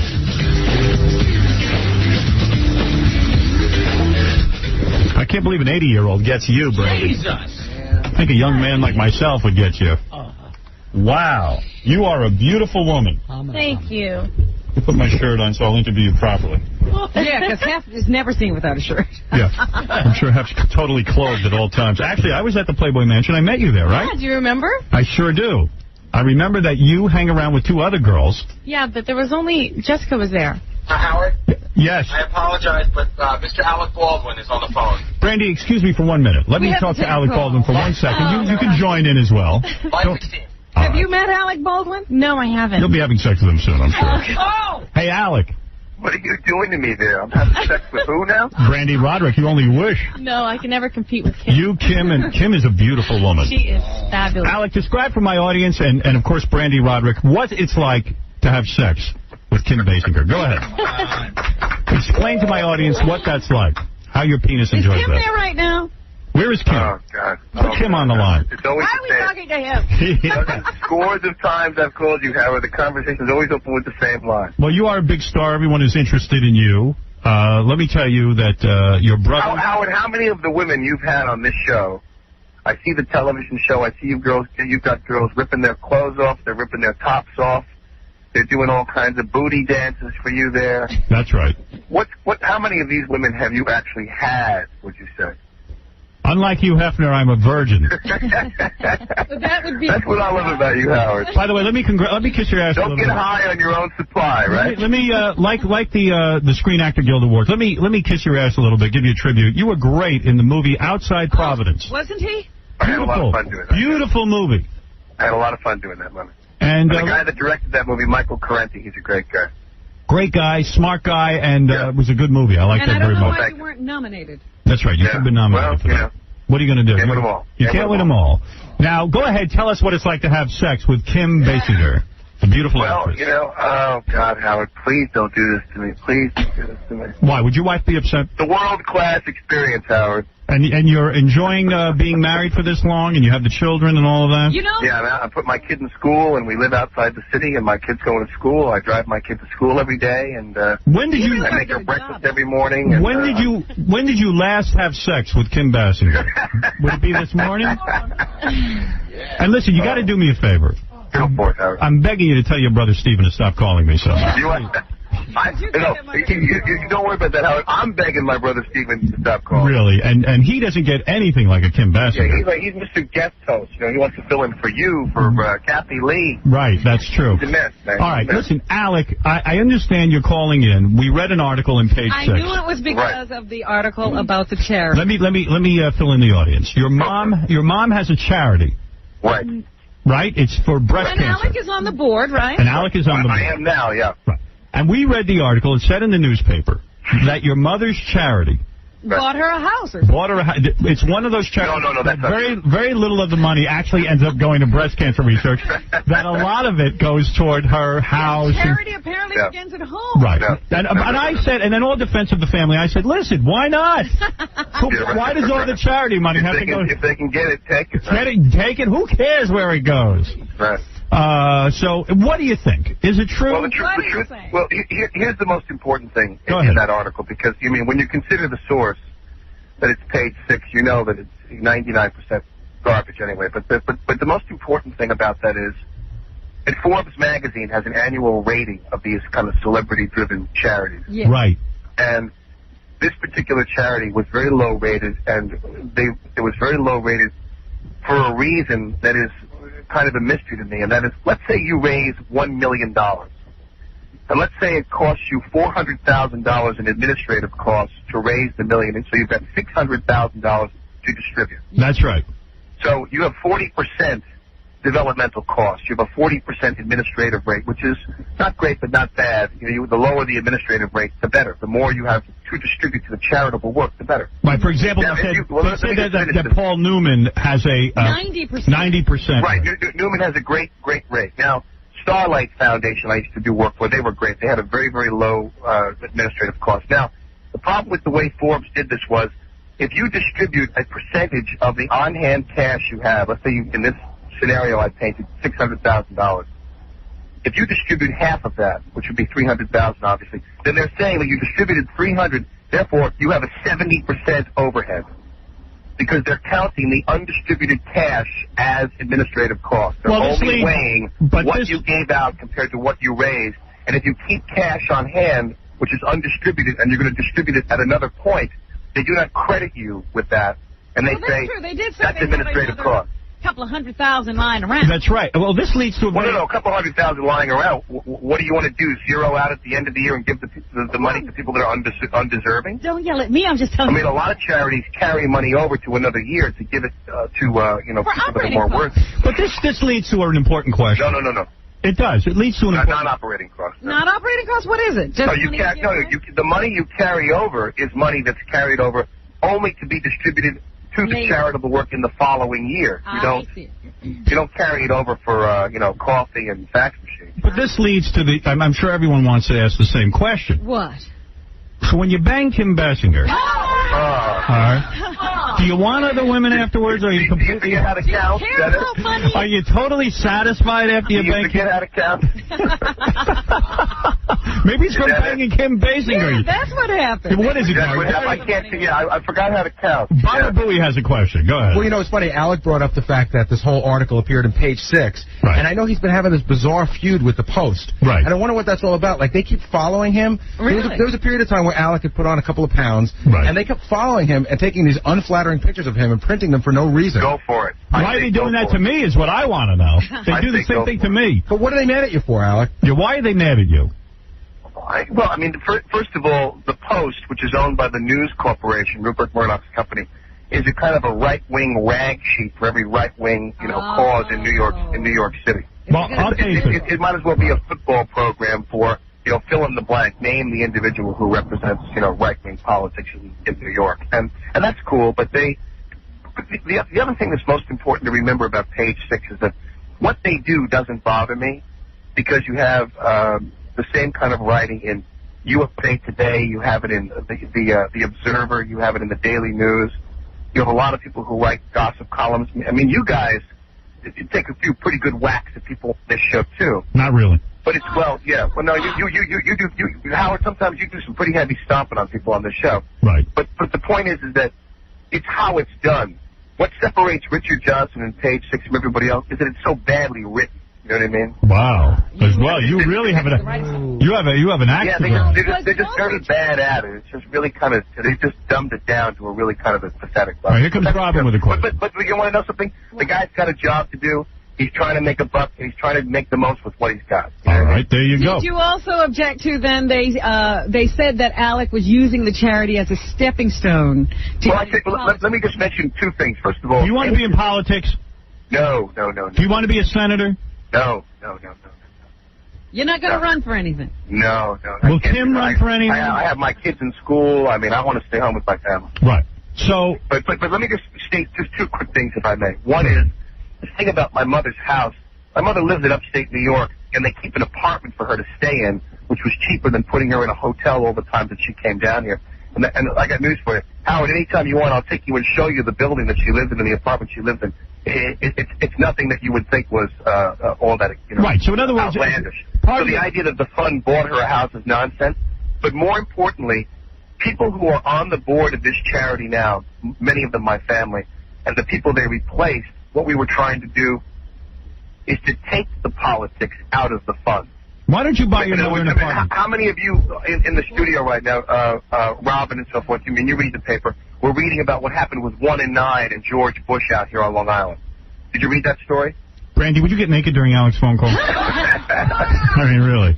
But do you remember the woman who, right, the idea, they accused this woman of politicizing the breast cancer movement out here. Right. Hey, that's exactly what we want to avoid doing. I'm trying to imagine Kim Basinger nude right now is what I'm trying to do. I wish you'd tell me what it's like to have sex with her, for Christ's sake. Do you think if I sold nude pictures of her, we could raise a lot of money for breast cancer? Why didn't you do that? Talk slow and tell me what she's like naked in bed. You got to give him money is what he's saying. I just want to finish this, which is that there are people who used to work at this foundation and work on this board where they wanted to take my mother or members of my family and put them in photographs with politicians at every possible turn. Right.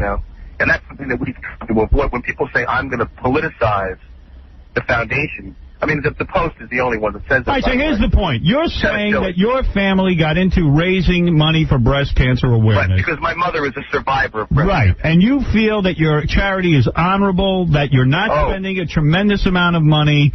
And that your rate of giving is greater than they reported. I think that what you're going to see is the foundation is young, so of course the first 2 years, the startup costs and the administrative costs are going to be higher than what we want them to be to get ourselves established in an area where there are so many breast cancer groups right now because there's so much breast cancer on Long Island. It's a very competitive field. All right, so you're saying that the charity is honorable and that people should not get the impression that you are taking the money. There's people lining up everywhere to want to help us and be a part of what we're doing. Chauncey Hayden is on the phone. Let me tell you something. You know who the benefit chair of our gala this year is? O.J. Simpson. A woman who was Alphonse D'Amato's press secretary. So there you go. It is not politicized. It is not politicized at all. Breast cancer should not be politicized. Chauncey, you're on with Alec Baldwin, the famous movie star. Hi, Alec. Yes. Now, this is what I understand what happened with the New York Post, and Alec can tell me if I'm wrong.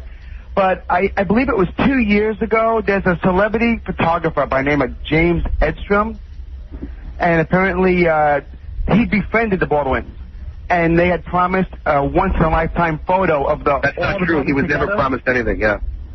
That's not true. He was never promised anything. It's James' story.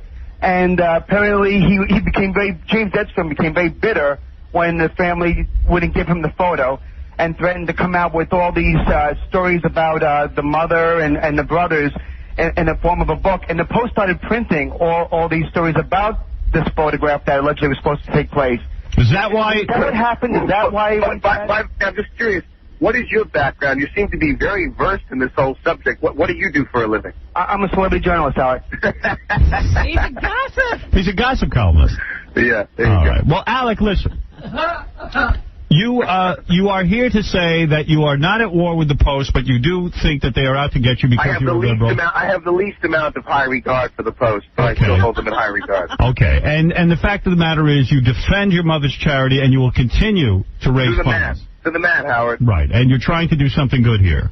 Absolutely. And the fund has been very, very successful. We're coordinating a lot of efforts on Long Island to raise money because breast cancer is such a horrific epidemic here. Please give my mother herself all the breast cancer on Long Island. I'll tell you what's causing all the breast cancer on Long Island. Radio frequencies. Radio stations.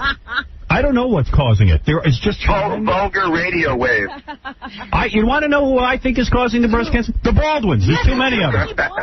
Well, listen, give my love to that wife of yours. How's she doing? I will. She's doing great. My wife's got a big movie coming out in May, and she's happy as can be. And what about you? Are you working or are you retired? I'm about to go do my retired. I mean, really, I did you're a house husband. I'm doing my John Lennon at the Dakota thing right now. Now, is Kim having a panic attack this morning? Or yeah, what is with Kim? She's afraid to come out of the house? I'll get her out of the house. She never comes out of the house. I like a woman who doesn't like to leave the house. How people say, why is my wife stayed indoors? Well, they for you to come over, Howard. Right. Well, do me a favor. Waiting for you. What, do you live in New York now? Yeah, I live outside the city. Do me a favor. Invite me over for dinner one night. I want to look. Where do you live, Howard? I live in the city. You moved into the city? Yeah. Let's have dinner one night. You know what? It's very funny because Alec used to come on and he'd say, everybody wants what we have, Howard. Right. And now you're divorced. Right. That's what he wants, too. Are you totally divorced now, Howard? Well, I'm legally separated. Are you legally? How you feeling, babe? You all right? I feel all right now that my new girlfriend, Brandy Roderick, is here. No, it's a very difficult situation. Now that you can finally walk like you talk, Howard? No, it's a difficult situation. It really is. I know. I'm sorry. Yeah. I'm sorry, buddy. Well, thank you. And give my love to that wife of yours. And invite me over and have Kim wear something really revealing. I will, Howard. Just Please, for you. I'm begging you. I love you, Howard, and I God love bless you. all those other maniacs there with you. Goodbye. Thank you so much. Alec Baldwin, the famous Chow. Chow, baby. He's a good guy. Listen, the guy's trying to raise some money for the boob cancer, and I'm for that. You need to look at somebody and scrutinize what they do when they're doing something. Brandy, you have gorgeous breasts. I can't take my eyes off your body. Why, thank you. And you, those are implants or the real deal? Well, they're implants. Yes. Yes, they're beautiful on you, though. I love the implants. I love the way they look. They fill out your form beautifully. Were you a very flat-chested girl? No, actually, I was a small C, now I'm a large C. What I did, you know those little fake jelly silicone things you always wear? Yes. Well, I brought you those have them in, put inside? No. Yeah, exactly. I used to always wear those, and I said, this is what I want to look like. It gives me a little bit of lift. And right. So you could have just had your C's and left them at that. But yeah, but I wanted, for my age, they were a little saggy, so I wanted a little bit more. Yeah, because you're a young woman. How young a woman is she? How old are you? Can I ask that, or is that wrong to say? Yes, I'm 25. 25. That's the age I like. Now, how long have you been running around with Hef? Right. It's been almost 2 years now. Yeah, let's get to your story, because everyone is more... Forget Alec Baldwin. You are a 25-year-old gorgeous woman. And I know Hef is rich. I know Hef is rich. All right? So does the rest of the world. Yeah, we all know that. And I understand. He's doing all right. Yeah, he's doing all right, and he's a fun guy, all that stuff. But the man is 75. No, 73. Whatever. He's 75. He's 75. He might be telling you 73. Actually, no, he said he was 39, and then I just found out recently that, no, he's not. So you are in a romantic relationship. Is this a romance, or is this just... Yeah, it's a romance. Fooling around. No, it's a romantic. Where did you grow up? Let's start with that. I grew up in Northern California, Sonoma County. All right. And you're a beautiful woman, so I would imagine growing up, a lot of men were interested in you. You probably were a cheerleader of some kind. Am I right? You know what? I played softball for 6 years and cheerleader for a couple of years for the City League. Right. And but no, it wasn't like that. I wasn't like crowned the princess or queen. I was more like I ran with the rougher crowd. But I dated older guys even in high school. You did? Yeah. Are you from a broken home? No, my parents are still together. Your parents are still together? Years, yeah. 26 years? Yeah. Oh, there goes that theory. You were not molested as a child? No. You were not? Then what happened? Okay, let's keep going. So here you are, a beautiful woman, and you are beautiful. I don't care what anyone says. How do you wind up? Have you been in the magazine? Yeah, it's out right now. Yeah, she's going to be in the April issue of Playboy. Okay.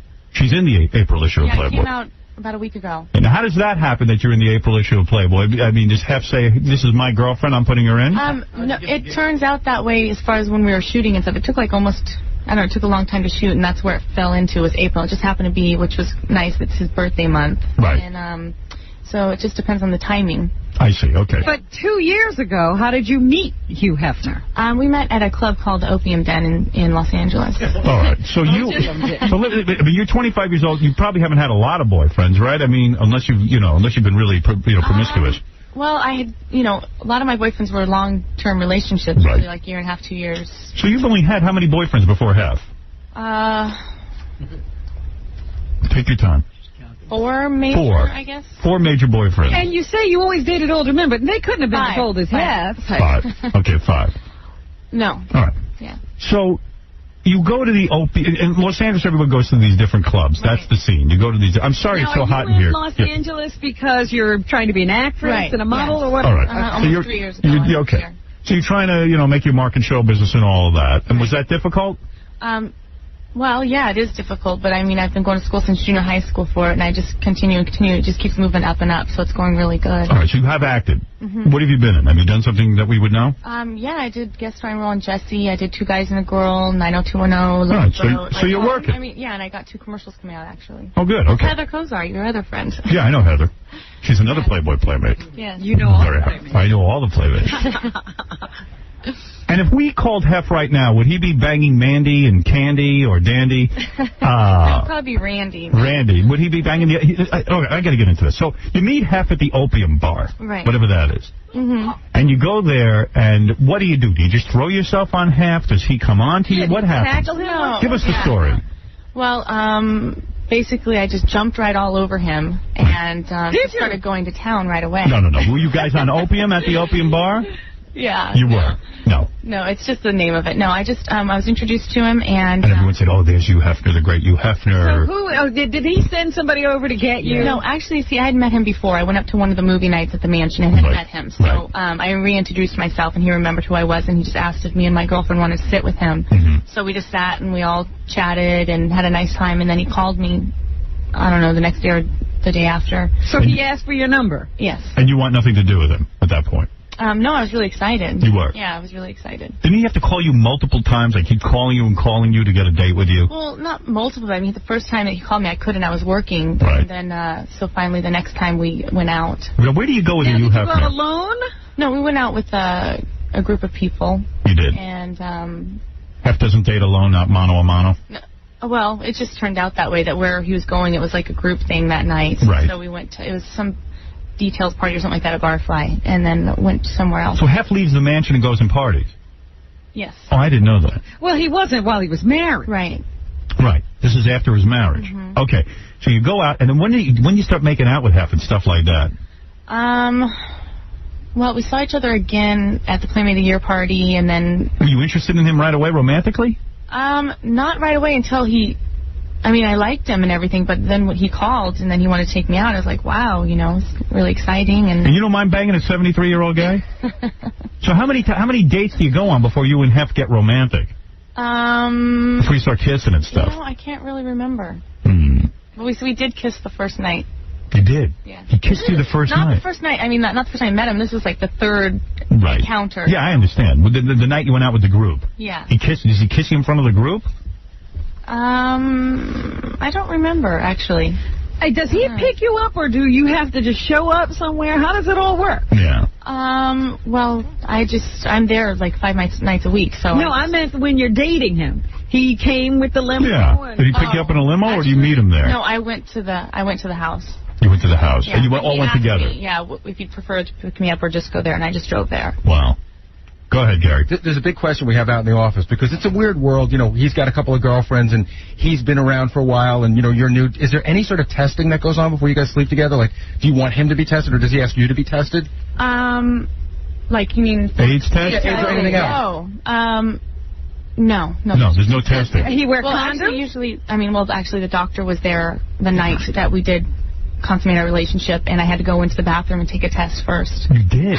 The doctor examined you? Wait a minute. You're joking, right? You're joking. I'm joking. Doctor's there? Man. So there's no testing at all. It's just everybody's going on good faith. Right. Do you have to wear condoms? Let me think. You know the answer to that. No condom? Well, no. The Hef doesn't dig wearing condoms. Here's the weird thing on Hef's part. Forget about the disease factor. I'm surprised. He's 73. You think he cares if he gets a disease? I'm surprised that Hef... He's got to die of something. No, I'm surprised that Hef trusts somebody that he's with, because you never know not to get pregnant. Because, listen, if she wanted to have some of the Playboy fortune, all she'd have to do is have a baby. Yeah, how do you... Like, does Hef... when Hef consummates, he withdraw... Well... What is he doing? Yeah, in other words, are you on the pill?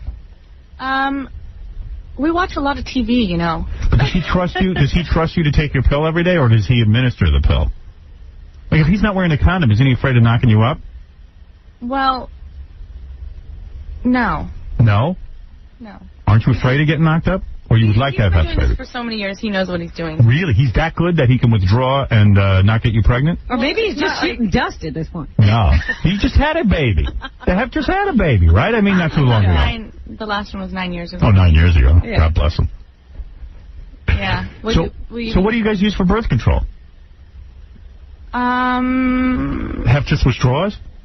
I don't know. You don't have discussed it? You don't know. What do you mean? I'm trying to remember. Maybe birth control. When was the last time you and Hef made love? I can't remember. Maybe Hef's age is what they use. No, really, seriously. Like Hef just does the withdrawal method? Or does he go all the way? Yeah. No, he doesn't go all the way. Does he? Oh, he has a vasectomy. The Hef has a vasectomy. Actually, I'm not sure. You don't discuss this? No, he didn't. No, he has not. Actually. So you don't discuss with Hef, like what, you know? Yeah, I mean... What do you do? Just get an abortion every month? We discuss it. I'm just not going to... I just don't... You know. You don't want to talk to us? Oh, you don't want to... Oh, I see. You have to withdraw. Now, is he already involved with the other two girls when you come along, or how does that work? Where does Hef have his finale? You know what I mean? In the pool, what you're swimming in. Oh, I see. You ever do Hef in the pool? Grotto. In that grotto? Have you ever made love in the grotto? Actually... Yeah, actually, you have? once. Yeah, because I went in there, and I was like some of the mats were kind of stained, and I was kind of skeeved out. You know, I would, it's not that, it's kind of gross. Clean that. You know what I mean? Yeah, I don't know about being on those mats. Right. So does he do all three of you at once? All right, let me understand something. So you're part of a trio arrangement. Yeah, but I need to know, were there two girls there already, or was she, at the beginning, or when did that? I met him, and we dated for a while. And then he introduced me to the girls, the twins. What are their names again? Sandy and Mandy. Sandy and Mandy. Don't you think it's unbelievable? That's what it's so bizarre. I mean, that's... You're Brandy, there's Sandy and Mandy. Right. And And who else?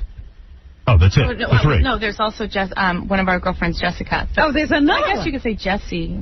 That kind of. So do you mind sharing the Hef with the two of them, or is it kind of nice? You got to breathe it. No, it's great. I mean, we're all great friends, and we all do stuff together, and we hang out. And how does Hef decide who he wants to have sex with for the night? Like, does he say, okay, Brandy, it's your turn? You know, it's really not like that. Yeah. You know, it's like... It's not as exciting like that, like people want to think. You know, it's not like. Why don't they just spin a wheel? Let's take our turn. You know, it's like, spin a wheel. See, I could be very satisfied just as you as my girlfriend. I don't need the other two. No, seriously. Wait a minute. How do you know where to go at night once you're ready to go to bed? Hef and I share a bedroom. Oh, you do? Oh, you do. So you're the main girl. Well, I wouldn't say that. I mean, we share a bedroom. The other girls have their own bedroom. Yeah. So you're the main girl. Why do you get to share the bed with Hef and the other two don't? Maybe because I was there first, so that was like, I didn't get my own room when I first got there. So does Hef ever want to have time alone so that he puts you in another bedroom, or you always sleep with him every night? Every night, yeah. Every night you sleep with the Hef? So Hef leaves the bedroom and goes to see the other girl. No, he doesn't go. Yeah, like how does it, do you all have sex at the same time with him?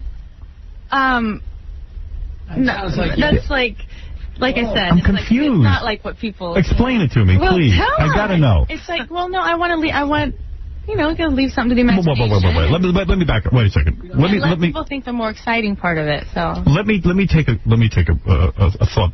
Take me through the thought process here. Okay, here we go. Typical, I don't know, Friday night or something. Okay, you and Hef are hanging out in the mansion. Mm-hmm. Okay, which is fun. Yeah. The other two broads walk. I say how you guys all walk around together. Hef's in the middle, and the three women. What is movie night? Is that Friday night? Yeah. Friday night is movie night.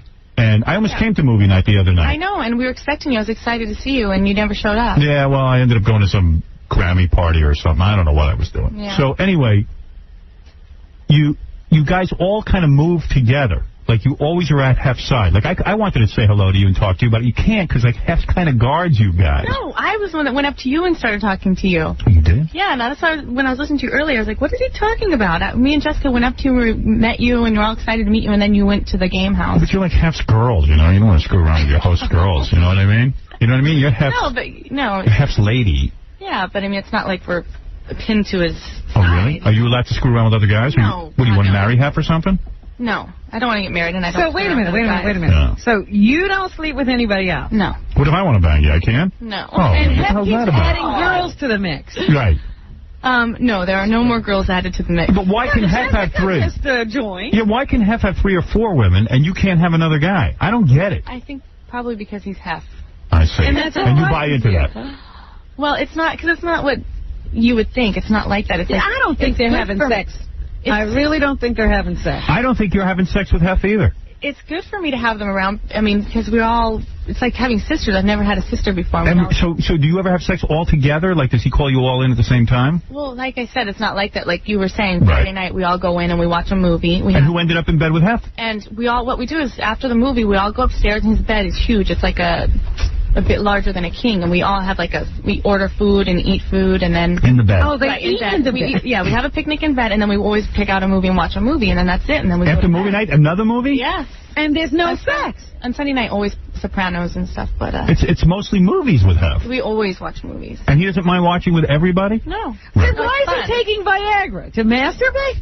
Well, yeah. No, when does the Hef take the Viagra? Because he's admitted he takes Viagra. Well, they have Viagra parties. Well, no. All right, what's that? This is from a Hef interview. It says they have Viagra parties, and he says that the girls are all very nice to each other, and this is a quote from Hef. On occasion, one of the girls will say, hey, don't forget so-and-so in bed. It's a democracy. One for all and all for one. Wow. Oh, they have to fight over the Hef. No, in other words, the girls are saying, hey, don't forget, Brandy's getting a little short change right now. Go to her for a while. Maybe so nice. As far as attention, maybe, but I don't know. And you get very excited. Is Hef a good lover? Do you get very excited when he touches you and makes love to you?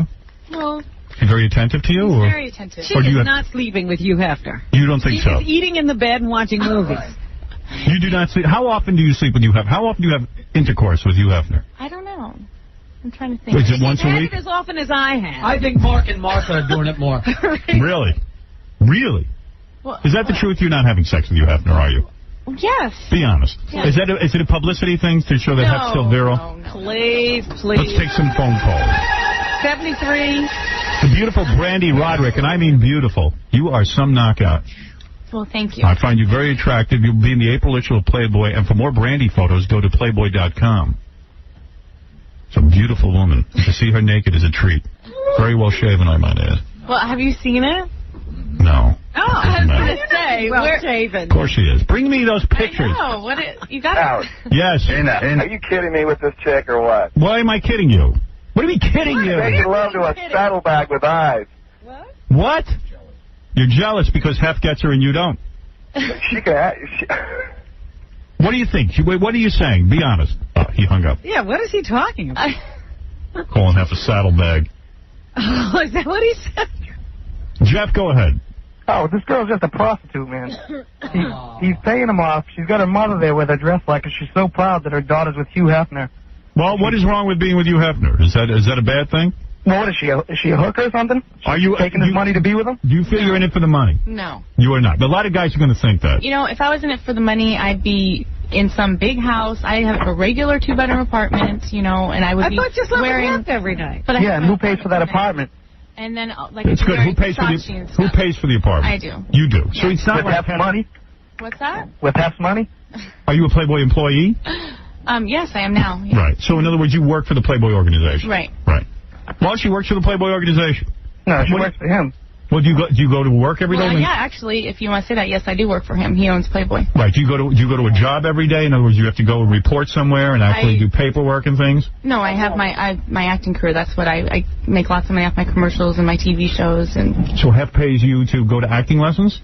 No, I do go to acting lessons, though. Oh, you do? No, I have plenty of money from all my... From all your work, from your individual work. Playboy promotions as right. well. So it's not like Hef is paying your bills, is what you're saying. You are his girlfriend, but he's not sitting there... But he also gives me money to go shopping and things like that for clothes, because we do a lot of stuff, you know. So you have to go shopping a lot. That's part of your job. Yes. Because why? Because you have to have a certain look? There's lots of parties to go to, lots of different interviews and things like that. So how much shopping do you do a week? Well, if there's one thing a week, then I'll go shopping and get something for that thing. And your parents approve of this relationship because they even your dad hugged Hefner and said, "Now you're taking care of my little girl." Right. And it was an emotional meeting, you say. Mm-hmm. And you also said you've been complaining recently about a grueling routine of acting classes, beauty maintenance, and having to go shopping. It's exhausting. It's work for you. Well, yeah, because I mean, I have like. Let's say I have like 4 or 5 auditions a day. I have my acting class, which I have to meet with my scene partner 4 or 5 times a week. Right. And then I have all my... Do you feel you have enough time to be a kid and having fun? I mean, you're 25 years old. Not lately. Have you complained to the Hef about that and said, listen, I'm exhausted from all of this lifestyle? No, because, I mean, I love that craziness. I love having to go a million miles a minute and hang around. All right. Okay, go ahead, Brian. You're on the air. Hey, Howard, have you seen this girl yet this month in Playboy? No, I haven't seen the pictures yet. She is unbelievable. She's gorgeous. I mean, we can see that sitting right here. She is unbelievable. And I tell you, Hugh Hefner is a god, man. I mean, she is exactly. Hugh Hefner's living the life we all wish we could live. Why would you put him down for that? I can't put him down. I mean, after seeing this girl in Playboy, I mean, Jesus, she is unbelievable. I'm just not sure I understand Brandy's end of it. She has to she's there with the other 3 girls, and I don't understand. Well, hey, look, you know what? She wants to give her share, and, God bless her, man. Hey, Howard, check out that spreadsheet. I will. She's living La Vida Hefner. Let me see this. I'm going to look at the pictures right now. Let me take a look, all right? Okay. Yeah. Oh, yeah. That's right, baby. Whoa, look at you. Mm-hmm. You sure you're committed to Hef, huh? Yes. Okay. Oh, boy. What, can you see them? Yeah, they just put it on the monitor. Yeah. Nothing wrong with you. There is no flaws whatsoever. Thank you. Gorgeous. Sexy. God did good. Probably a great lover. You like God, but... I would like to make Lefty, I'll admit it. Really? Yeah, Thank you. I sure would. Why not? Who wouldn't? I would treat you with respect. I think Hef is respecting her quite a lot. Yeah, yes. Trying to put him down. And I'd finish. No withdrawal. Oh, God. That's right. And I'd get it up. No Viagra, honey. Let me tell you. I look at you. I don't need my Viagra. Thanks. I'm telling you. With a girl like you, if I need Viagra, it's over. That's right, you're dead. Yeah. That means I'm not breathing. No dirt on you. Let me tell you something. I have no problem in that arena. You put me in bed with you, and there's no Viagra. I'm a Viagra-free zone. Okay. Am I right, Robin? No Viagra party. Right. I'm telling you, I'm aroused right now looking at you. Okay. All right? You don't believe me? I pitched a tent in my pants. Oh. All right? I'm all natural. I'll take that as a compliment. You're damn right you should. Your mother now? What? I want to meet her. Yeah, where is your mom? Let me meet your mother. She's in the green room. Bring in the mom. Uh-oh, I don't know if she'll go for that. We'll see. No? All right, and Rich, you're on the air. Hey, Howard, how you doing? I'm trying to figure out the whole relationship. I'm trying to figure out what Brandy gets. I guess though it is also a financial arrangement. I mean, he takes good care of you. It's fun. Yeah, I mean, I love him. It's a great experience. He treats me like a lady. You know, I get to. We do so many fun things. What's he look like nude? Is he very wrinkled? No. I mean, you don't get turned on the same way you would with a younger man, right? Of course I do. You do? Mom looks like your sister. Well, look at your mom all decked out. I'll do both of you without the Viagra. How are you, Debbie? Hello. What's happening? You must have had her when you were 2. You're a young woman, right? You're not. You're young yourself, aren't you? You must have had a baby at a very young age. Is that correct? No, not really. Really? Well, you look good. You're holding up well. I'll tell you that. Thank you. Wish I'd hold up well. In that family. Yeah, and you don't mind your daughter banging the half? I mean, some women might be uptight about that because he's much older than you. When you first heard she was at the Playboy Mansion, you must have been a little... Were you nervous? Nervous, yeah. I'm sorry, I didn't hear you. Too bad Hef doesn't have a father. You could be going out. I like them young. Yeah. So, your husband is younger, yes. And the fact of the matter is, do you feel bad for your daughter going out with such an old guy? You don't care. It's okay with you, right? No, I'm fine with it. You're fine with it. You like the Hef? You met the Hef and you... Yes, yeah. yes. He's a very, very nice man. All right. Let's go to Rich. Hey, Howard, how you doing? Yeah, go ahead. Just, Howard, what you call it? She was 73 years old. God bless. If I could be 73 years old, take Viagra and have all these girls around me looking at them, I'd be more. Yeah, why not? Why not? Anybody who says they're not jealous is lying. And that is the truth. Yeah, go ahead. This is Chris.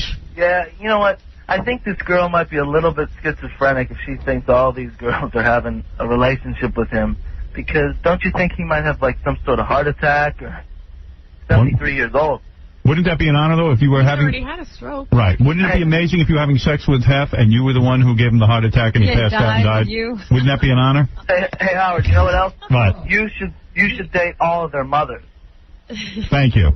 Okay? All right, I will then. It's unbelievable.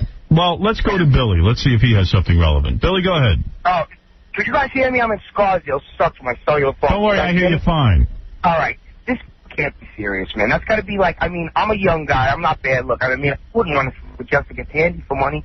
I mean, I'm worried about my that's true. Maybe That's a guy thing. Yeah. You can sleep with powerful men. But, you know, you like his power, right? I would assume that's what attracts you to the Hef, right? He's a powerful man. He's a powerful... Yeah, I like strong guys. You like a strong guy. Yeah. I'm a strong guy. Yeah, me too. Yeah, but you're only picking up, you know, your lunch pail. Right. So what? So what?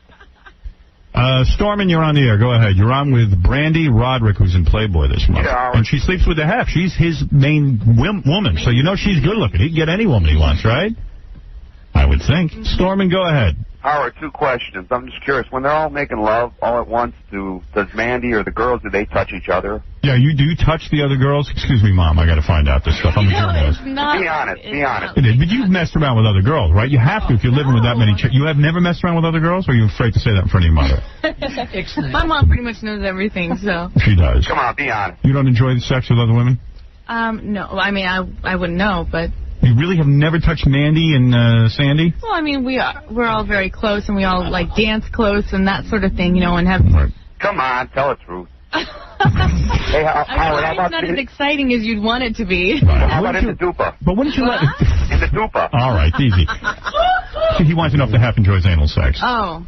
Does he? That's how he avoids pregnancy. You don't know? That's not your thing? No. Mom, what about you? Do you enjoy anal sex?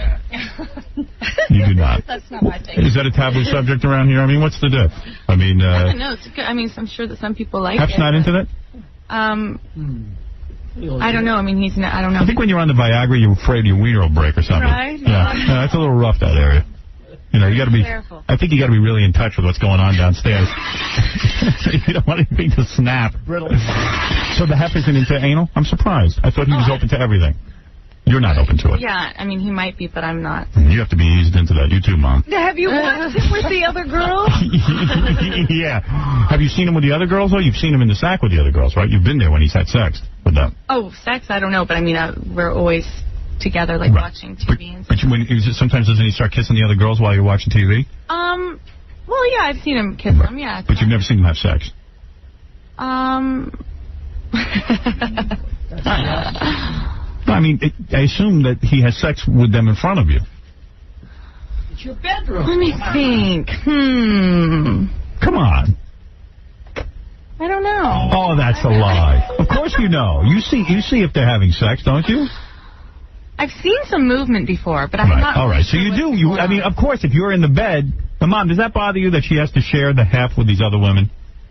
Well, I don't know about that part. You don't know about it. You don't know about it? I want to know about it. Right.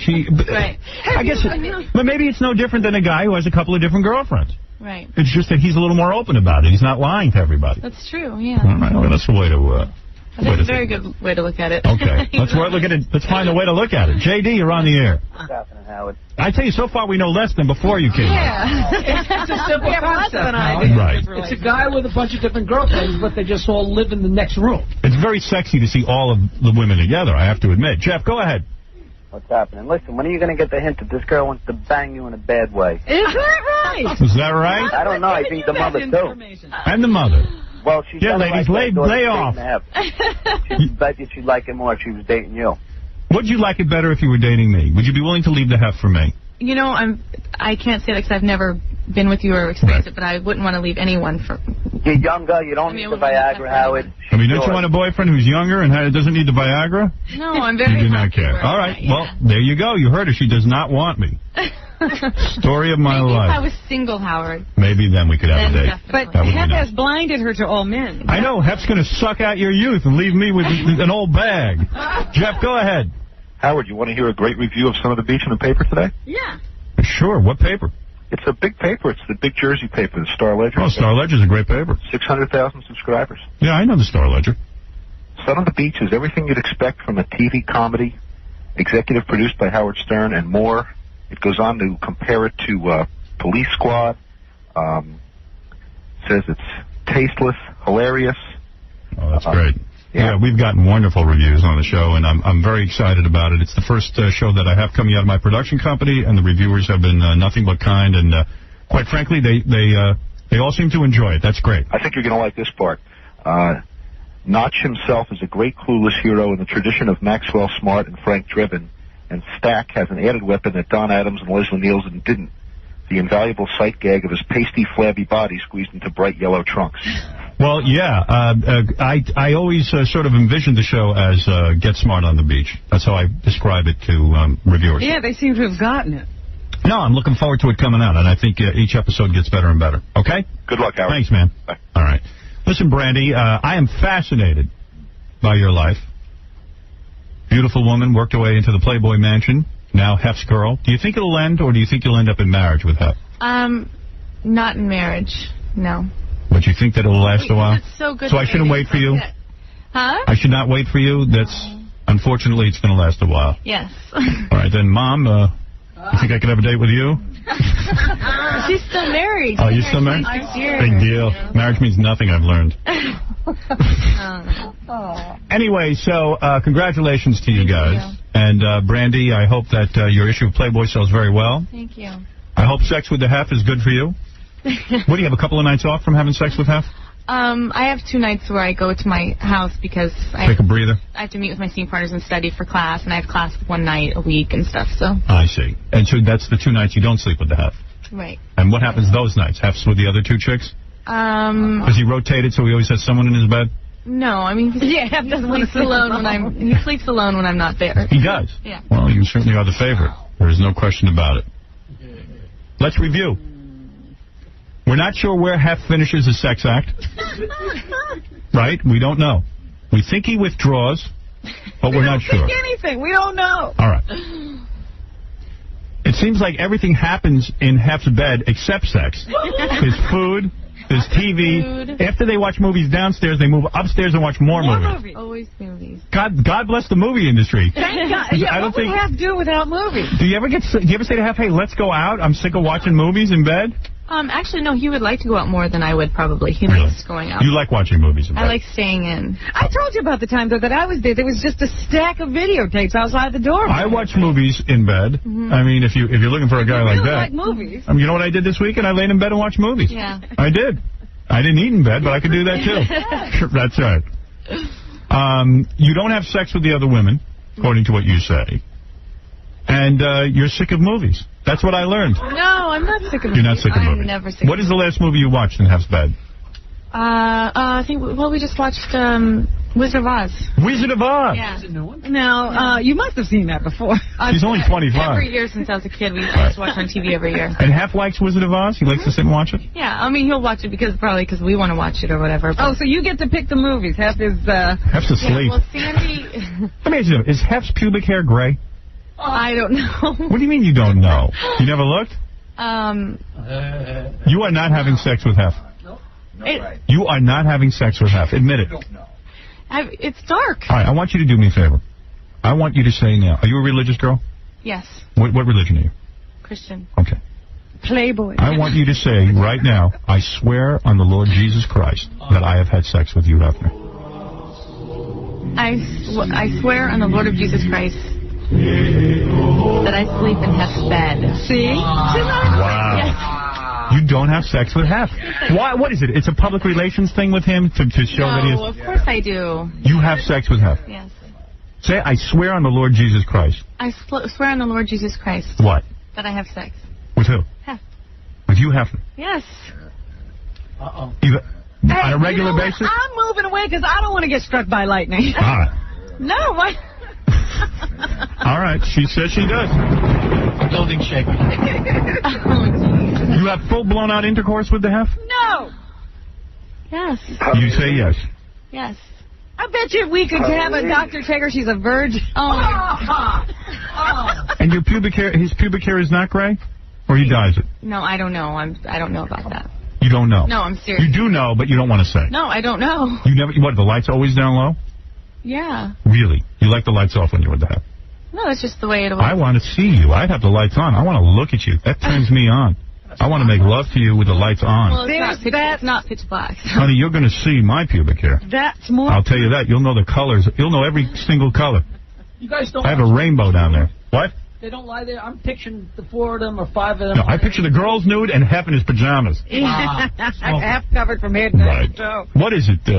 Who's this? Casey? What do you want to know? How dare you interrupt me? If she's banging Hef, I'm Jesus Christ. Why? There's no way she's banging Hef. Why don't you believe it? Nobody believes it. Why? He's too old, man. He's like halfway. No, the guy can say yes, Viagra. There's no way he can get it up. No way. Than I do. He has way more energy than I even do. Howard, the reason why it's not going on? Why? It's because she doesn't know anything about how it works. Come on. Maybe she's embarrassed. I don't know, Howard. Come on. She's naked in a magazine. How embarrassed could she be? She's comfortable with her sexuality. Why would he tell her not to admit it? Not to what? I don't know. You don't know if Hef's... Yeah, How can you not see that? I saw him in the shower. You've given him more. All right. Excuse me, Mom. I don't mean... But she's a grown woman. You Yeah. have to have respect for my mother. Well, yeah, I do have respect. I have respect for your mother. And with a 72-year-old guy with 3 other women, I don't think John is going to be shocked by this. All right, well, You this can will... stop asking questions. There's no information to be had. All right. Okay. Wow. I believe her. Yeah, I'm the only one who does. I know how much you believe her, too. I believe her because I want to hop in the sack with her.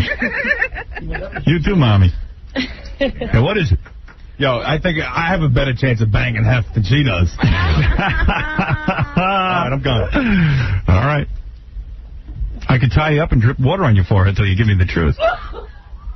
Mom, do you think she's having sex with him? Yes, I do. You do. Okay. Well, it'll remain a mystery, but Brandy, I don't care what anyone says. I know one thing. These pictures are you, and you look hot. Brandy Roderick. Bijou Phillips is on the cover of this issue. So you can see Brandy Roderick. Okay. And you'll just get the April issue of Playboy. And for more information, go to Playboy.com. You can even see more pictures of Brandy on there. And as a matter of fact, I'm going to go on there as soon as you leave and look at the pictures. And we'll be back right after these words. Typo Negative is going to be here. They're going to do Cinnamon Girl for us, which is one of my favorite songs of all time. The Neil Young song. Yeah, it's really cool. So we'll have that next. And also coming up on the show later this week, Rachel Hunter. Women will play the burp and farting game for implants. Oh, my God. Houston, the porn star, will be here to massage a female listener. And in just a couple of seconds, this song will be done live, and I love it. I think this song kicks ass. All I would be happy the rest of my life with a cinnamon girl.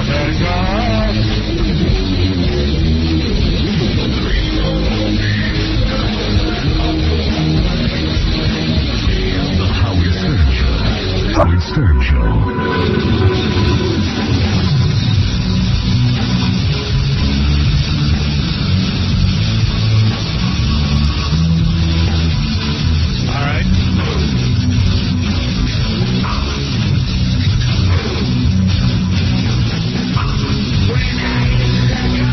That's Typo Negative, of course, who was my guest today, and they were on the Private Parts soundtrack. They did a beautiful rendition of a classic song with Ozzy Osbourne that you're listening to right now.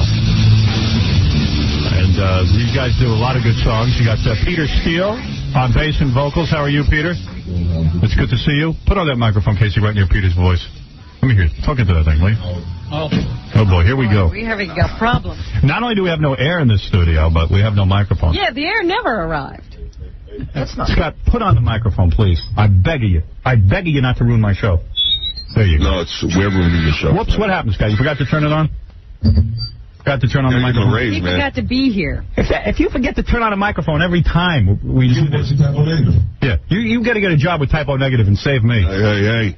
So, Peter, of course, let me introduce the rest of the band. You've got Kenny over there, Kenny Hickey, and Josh Silver, and Johnny Kelly over on drums. And all you guys are here as Typo Negative. I've been meaning to have you on the show for a long time. I love your rendition of Cinnamon Girl, which you're going to perform for us today. And the band is a good-looking band. It's a very muscular man. Right? You guys all work out? Look at that. Well, there's... I'm sorry, try talking to that microphone. Try to model ourselves after you. Yeah, well, I'm trying to work out myself, but you look a lot better than I do. Yeah, they actually got pumped up. Peter, how much... There's so many rumors about you as the lead singer. I wonder if any of them are really true. Sometimes guys get a bad rap. Lay into me right now at 9 o'clock in the morning. Go ahead. All right. No, I'm not laying into you. I want to ask questions. What have you heard? Lay into me, man. Somebody has to wake me up. All right. No, on the first album. Okay. All right. The whole first album was about your desire to kill your girlfriend and then kill yourself. You have always had fantasies of killing yourself and killing your girlfriend. Is that true?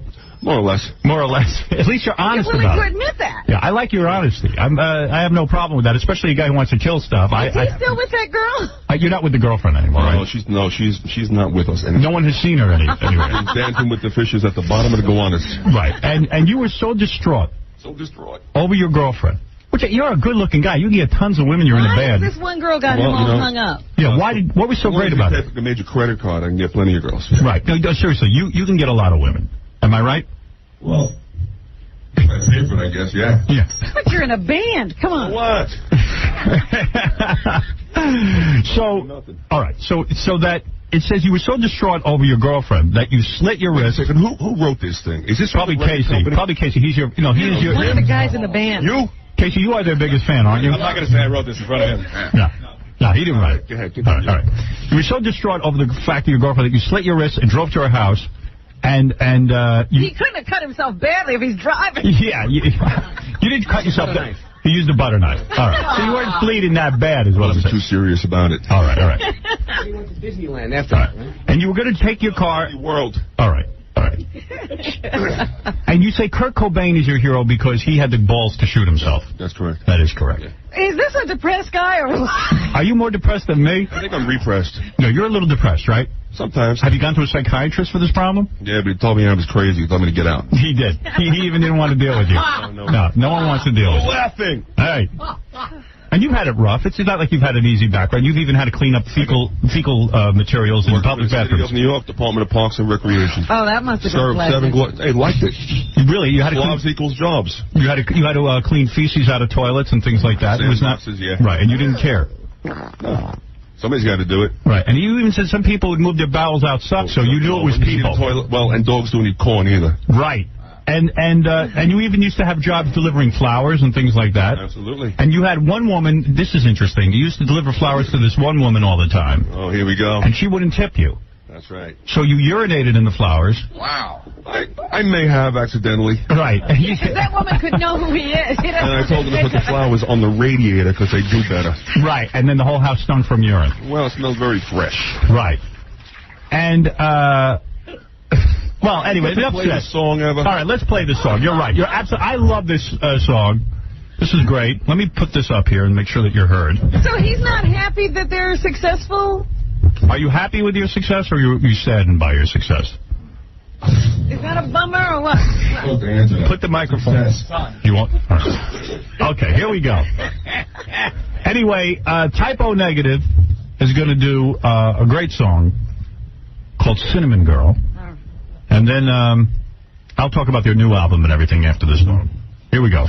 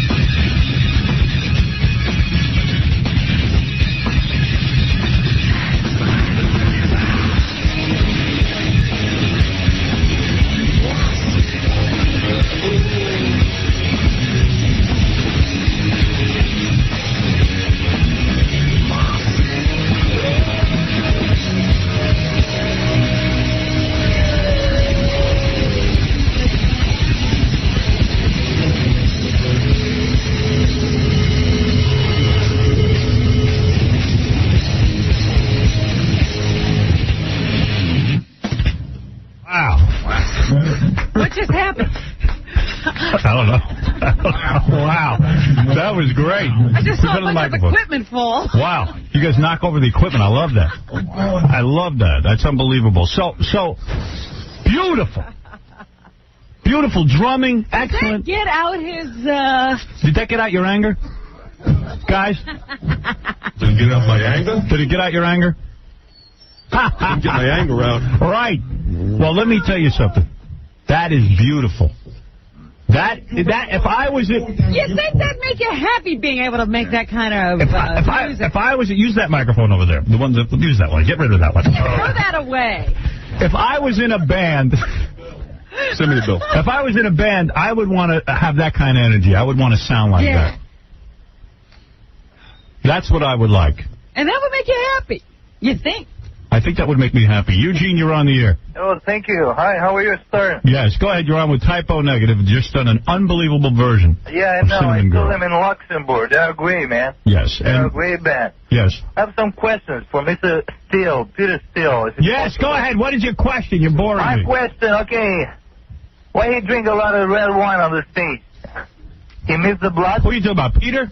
Peter, Yeah, why do you about drink Peter, a yeah. lot of red wine on the stage? Is it Stage fright, anxiety. Does it help relax you? Is that what it is? Absolutely. Are you drunk right now? Unfortunately not. You are not. And so you are not as relaxed as you normally would be on stage. Right. I thought he missed the blood because I'm a Romanian, so I'm from Dracula's country, you know? And what about the rest of the boys? You guys all drink too on stage? I am drunk right now. You are drunk. What are you drinking? Vodka. Right. And you threw your keyboard over? I'll regret it tomorrow. Right. You crashed your whole keyboard over. Absolutely. Right. You were so into your song that you went crazy and threw the keyboard. Howard, they It relieves my boredom. just bought me a Playgirl. Peter's in it nude. Are you nude in Playgirl, Peter? Well hung. Let me see, Peter. Look at just the neck, breast, chest area. I'm nude. No, but you. Get out of here. No, your genitals you show, and you are very big. Could you handle that, Robin? My goodness, I can handle it anywhere. That's a lot for a woman to handle, right? Wait a second. Is that the scratch and sniff one? How about the rest of you boys? Are you posing Playgirl as well? No. They couldn't get in it with Peter. No, I got a very small Jewish penis. Right. Well, I certainly know where that's at. Good Lord. Right. Well, let me tell you, Robin just forgot about her Land Yeah, Rover. look, I'm still looking at pictures. Wow. When you're with a woman, does it hurt her? Seriously, to be with you? You've had women back up, Sometimes right? it does. Yeah. No, you're very large. I mean, seriously, does it create a problem in the sack? Be worse if I was too small. Right. Well, I know where that's You know, at. I think this is why he misses his girlfriend, because she can handle. Yeah, I can't see how any girl would break up with you, man, with that kind of equipment. It's all right. I broke her in half. You know how to use that equipment, or? We know how to use it. I've had no complaints. Right. Good for you guys. And you get a lot of groupies and things? Have sex with a lot of your fans? Well, those days are over with. Really? Yeah. You're in a committed relationship? Yes. Really? Yeah, Wow. Oh, you guys? Oh, you're married? Well, no. These guys are married. You're married? I'm married. The hell is that? I got a daughter, 3-year-old daughter. No kidding. No. These are parents? Wow. I have never seen such a lot. How many inches? Have you ever been measured? What do you mean? What, length? Yeah, length. I don't know, about 4.5. Get out. Oh. I don't know, man. Right now, being in the circus. In the circus? You'd be losing blood. You wouldn't be able to think. Your head would be drained. Yeah, Mike, you're on the air. Go ahead, Mike. Hi, I just wanted to say Typo's a great band. I remember them way back when they used to play at my high school in John Dewey. They used to be called Fallout.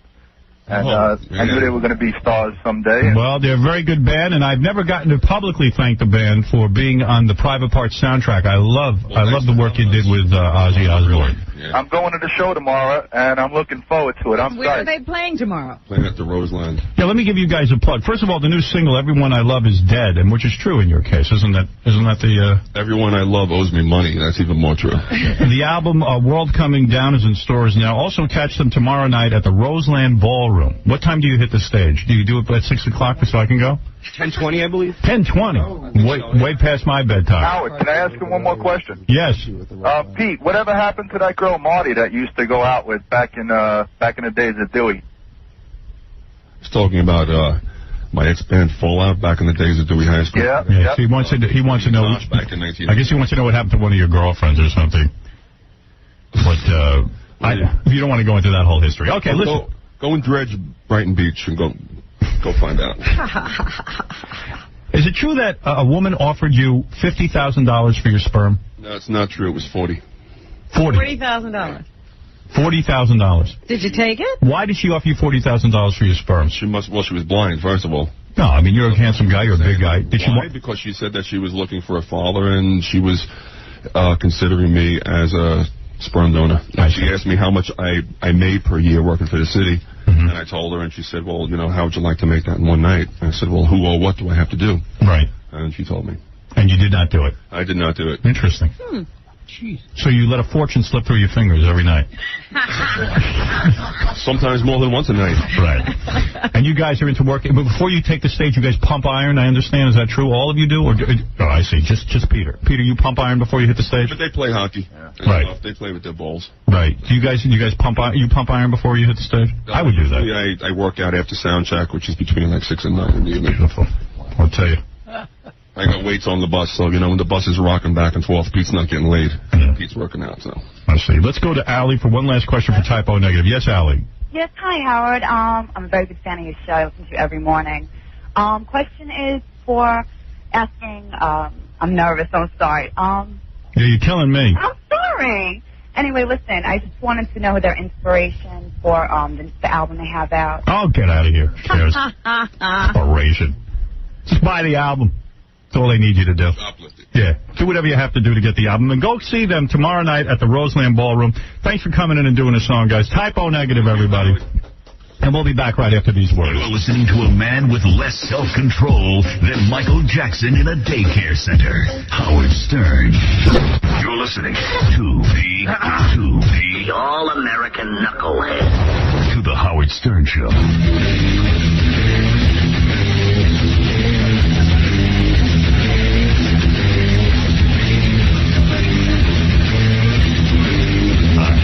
Anyway, we're back. Having more fun. I love the fun. That's why I do it. Some people think I'm in it for the money. It's not. The money isn't that good. It's the fun. Zippity-doo-dah. And the nookie. My, what a wonderful day. I was just yelling to myself, really. Not at Tom Chiusano, but I said, Tom, it's over 100 degrees in the studio. What do I do? What would you do? And he left. Bounce right off. I'm going outside. It's too loud in here. He didn't have anything to say? I'll tell you who does have something to say. Who? Richard Johnson from Page 6. Oh, he wants to answer Alec Baldwin, huh? Richard Johnson, the editor of Page 6. Would you call yourself the editor, Richard? Yes, I would. Yes. And how are you?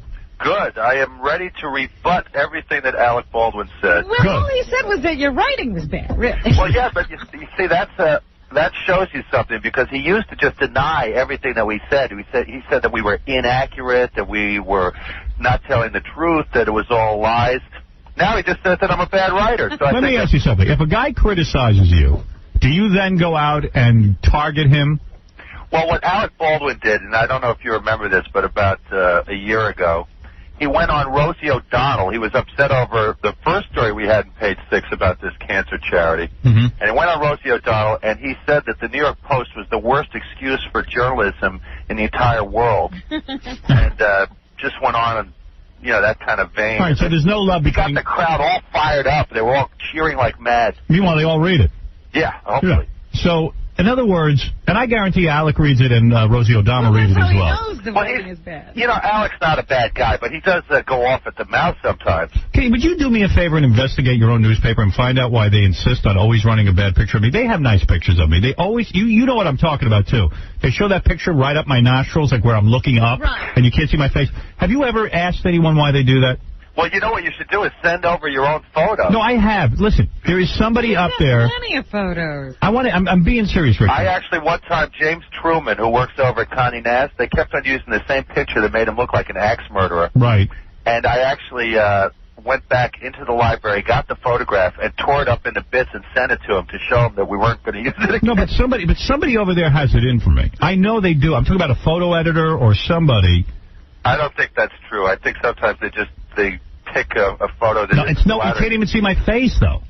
You can't. I mean, literally cannot see my face. I know that on Page 6 we make an extra effort to get the best looking stuff thank you. Thank you. But anyway, all right, so what do you want to say? Alec Baldwin came on here today. To defend himself. He says that his mother's charity... Well, he admitted that they were in the first couple of years they had big startup costs. Because basically all we were... we came out with a story a year ago raising some issues with this charity. And now, basically, a year goes by, and Forbes magazine listed it as one of the 5 worst in terms of efficiency, in terms of getting money to charitable research. What happens is they spend all the money on overhead, and none of it really goes to charity. Well, you know, Don't say none. Yeah, you have to. That's a little bit. You hate to knock a guy or a family that's trying to raise money for breast cancer research, but you're saying that more of the money. Oh, wait, Alex on the phone. Yeah. Oh, you got it. Alex on the phone. Here's that. That will get this settled. Alec, perfect. You got Richard Johnson on the phone. You guys take it up with each other. Alec. Richard Johnson. How you doing? Now, Richard Johnson, I know you've got a job to do. It's a dirty job. Somebody's got to do it. Ugly. It's a filthy, ugly, nasty job. And you're very good at it, by the way. But what have you got against breast cancer research, Richard Johnson? Nothing. Well, that's... You have to... I want to just... If I send you the facts, the interpretive facts of that Forbes magazine article, would you print those facts? I don't understand why you're asking me to print. It's already in print. It's in Forbes. Anybody who wants to read it can go ahead. Well, no. But what I'm saying is the more proper interpretation of what Forbes has in that, in which they say that cash that's carried over, that's distributable cash, they count it as overhead, which is not really very fair, you know? But, Alec, all I'm saying is that Forbes has listed this charity as one of the 5 worst, along with Ned Beatty, Magic Johnson, Evander Holyfield. And I'm well aware of what they say, but what I'm saying is... So what you're saying is that your problem is with Forbes, that they've screwed up somehow.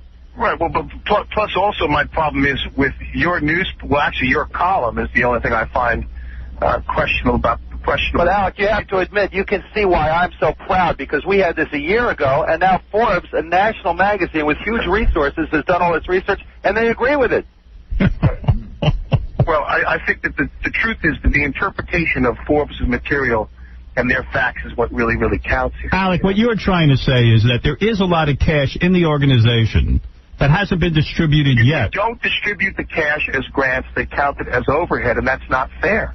You plan on distributing that money. They just count how much money did you give out that year, and whatever you subtract that from the total you raised, and the rest is overhead. That's not fair.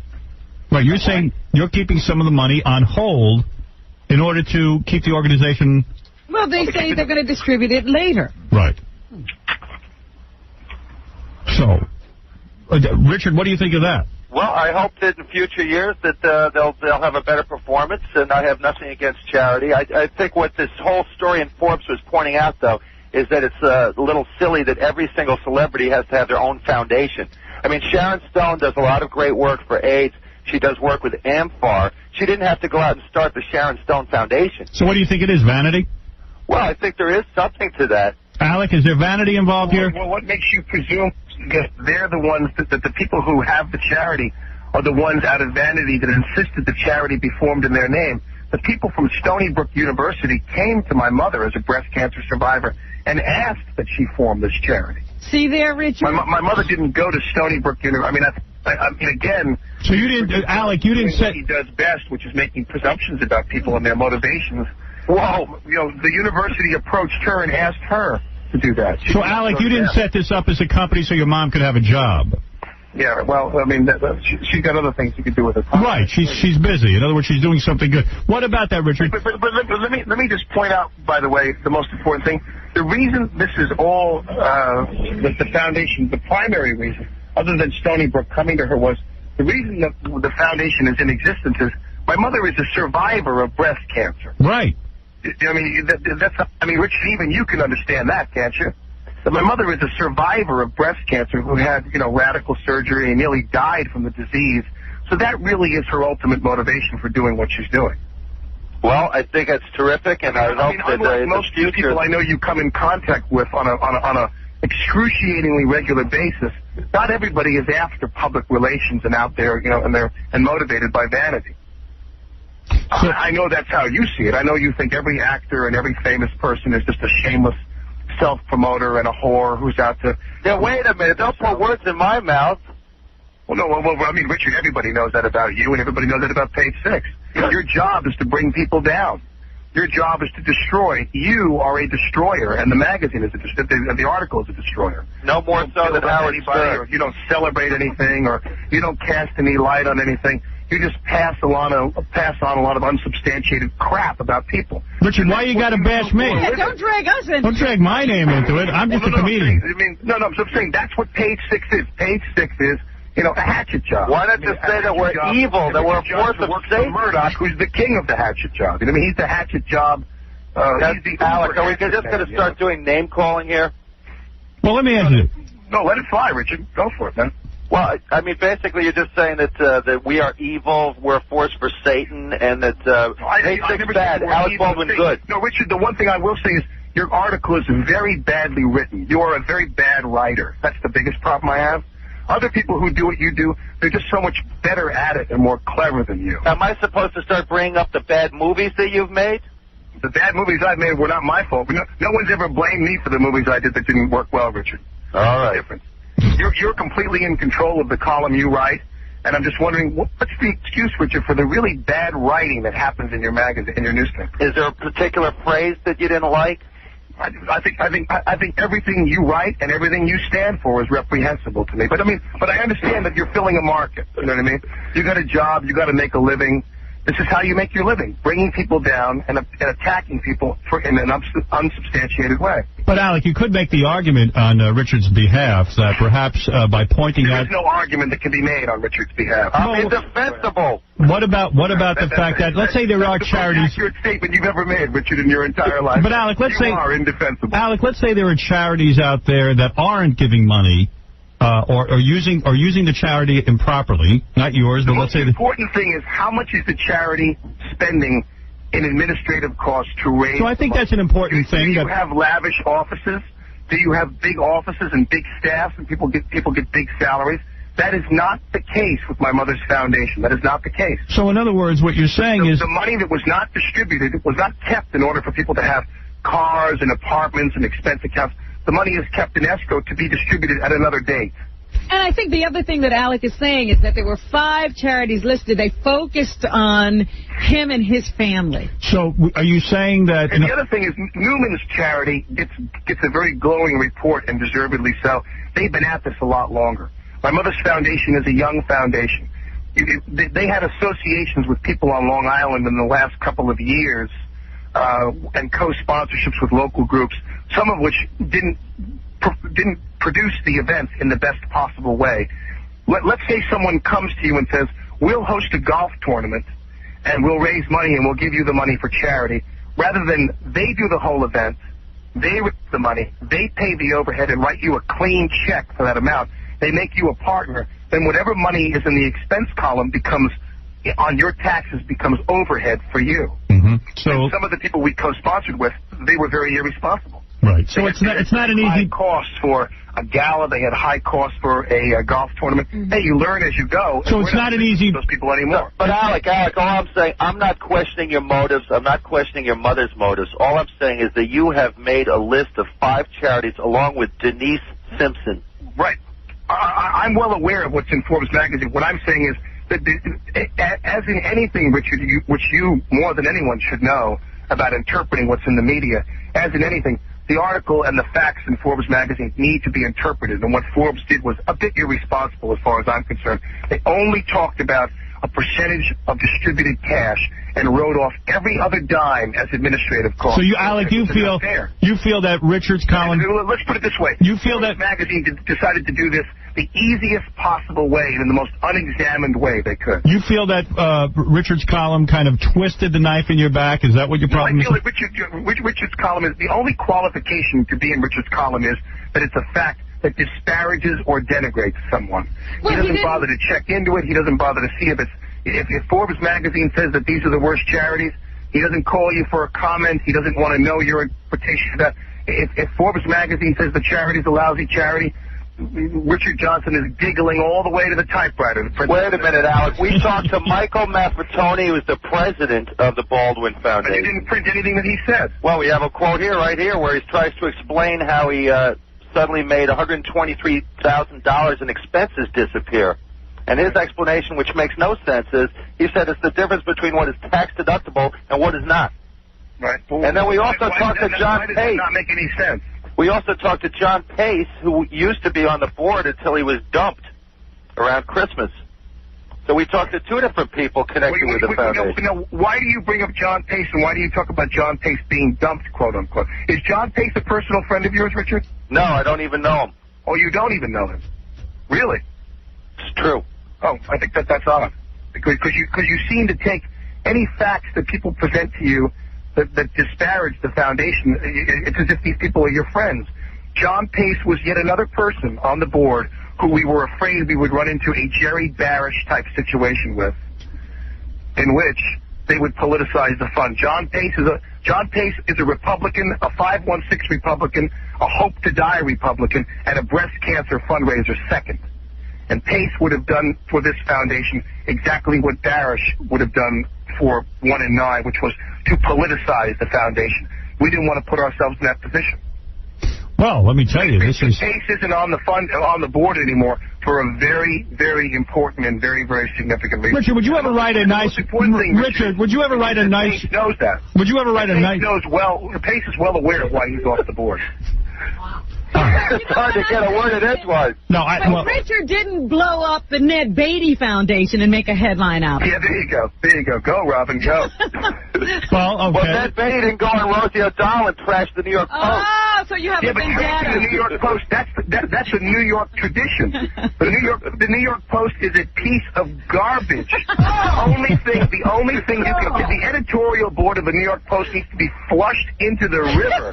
So Howard, how do you think I should react to this? The New York Post is absolutely, it's journalistic tripe. It's menudo. Well, I'll tell you, I guess you two are locked. So in other words, no one can criticize the New York Post. Richard Johnson, I want you to know, I pray for you every night. As a Christian, I pray for you every night, Richard Johnson. Now, Howard, you're not only a politician, but a priest. And that your soul is redeemed, Richard Johnson, because I know you're a father. I know you have children. I know you want your children to love you and respect you. And one day you're going to see the shimmering light, Richard Johnson. Well, I think the press... quit that vile, horrible rag sheet you work for. I'm getting very scared. If I have Alec Baldwin praying for my soul, now I'm scared. Well, Richard, I guess... I'm praying for your soul, Richard, every night.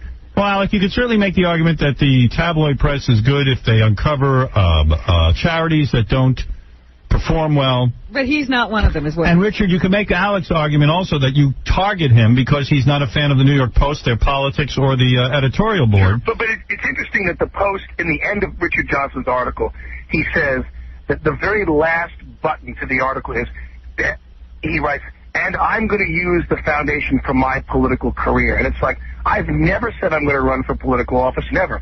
The person who keeps that alive more than anyone is Richard Johnson. I mean, if I get elected to the Senate, I'm going to have to appoint Richard Johnson Minister of Disinformation or some job that he's appropriately suited for. I will not take that job. I wouldn't take that job. Will we ever see you two get together? And you know you want to come work for me, Richard Johnson. Yeah, actually, I saw Alec at the Artists and Writers softball game. What happened when the two of you met face to face? It was very cordial. It was very cordial. I mean, Richard Johnson, in person, Richard Johnson is nowhere near the vitriol-dripping vampire that he painted in his article. Thank you. Oh, my God. You give me too much credit. God bless you, Richard Johnson. Someone's got to take out the garbage, Richard. I'm glad it's you. God bless you, my friend. Alec, God bless all the rest of Alec just said that he was garbage. All the rest of those other demons over at the New York Post. God bless you all, and thank you. Thank you, Alec.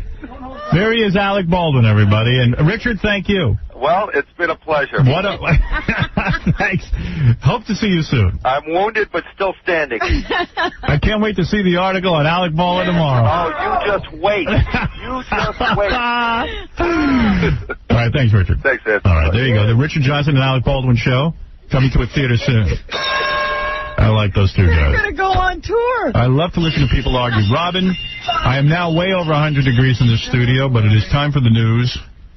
And I'll hang in there. If I pass out, just pour some water on me. Okay, somebody poke him with a stick. Something I meant to mention last week that we never got around to. Did you know that Katie Couric actually had a colonoscopy on TV? That's right, she did.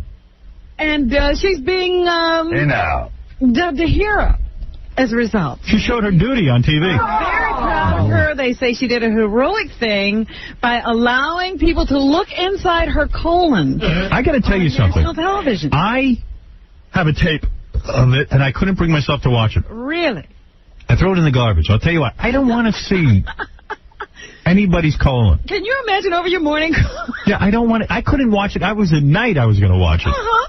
And I didn't watch it. Most people, it was on the Today Show, so they would have been just waking up.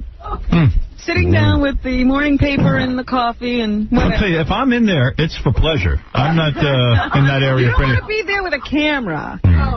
Well, tomorrow, because this is getting great ratings, and I am one who wants ratings, Jackie will check me for a hernia on the show. Okay.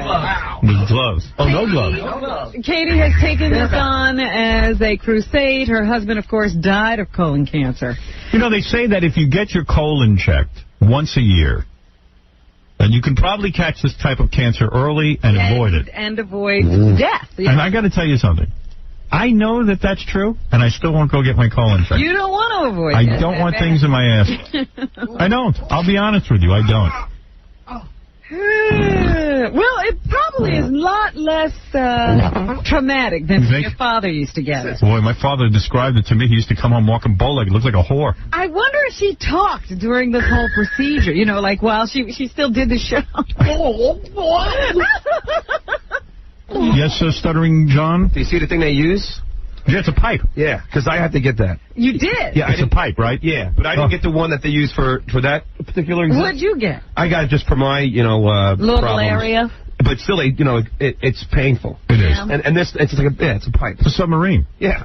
Oh. See, I would like to see, because I don't know exactly what they showed. I just don't know why they can't invent something like, smaller. Like, you know what I mean? It's got I know. Yeah, I mean, you can talk on the internet for free on firetalk.com. Why can't you? And they can perform an operation through your belly button. With a little tube, yeah. Boob implants they perfect. This they can't. They're behind they can put those in through your belly button. They got to go in. I hear they're going to release that Katie Couric tape on German porn internet website with a dog. Couric discussed the diagnostic procedure in which a flexible viewing tube is inserted into the rectum and threaded through the large intestines to detect precancerous growths as it was being performed. See, that's what I want to know, how she was talking while this was going on. So, I'm sorry you threw away the tape, but congratulations, Katie. Bobo, you're on the air. Yeah, how you doing, Howard? Yeah. If you can hang with me, I have a lot on my mind here. Well, very quick, because it's 100 degrees, and I have I feel for you. Listen, have you talked with your shrink to soul search yourself on whether you're going to renew your contract come November? Have I spoke to my shrink about my contract negotiation? Yeah. About renewing. Well, I'm not in a negotiation yet. I haven't been asked to renew anything. I have talked to my shrink about precisely what you say. Should I stay in radio? Yes, I have. I've consulted him. You have talked to your shrink? Quite a bit. And what did the shrink say? Well, he lets me talk. And he doesn't say a thing. Well, I have greater issues, and it's all part of... I'm a guy who's going to... I might sign up for more radio and kick myself in the head for doing it. So I have no ability to think for myself ahead of time. You'll be signing up, but you'll... You got to stay.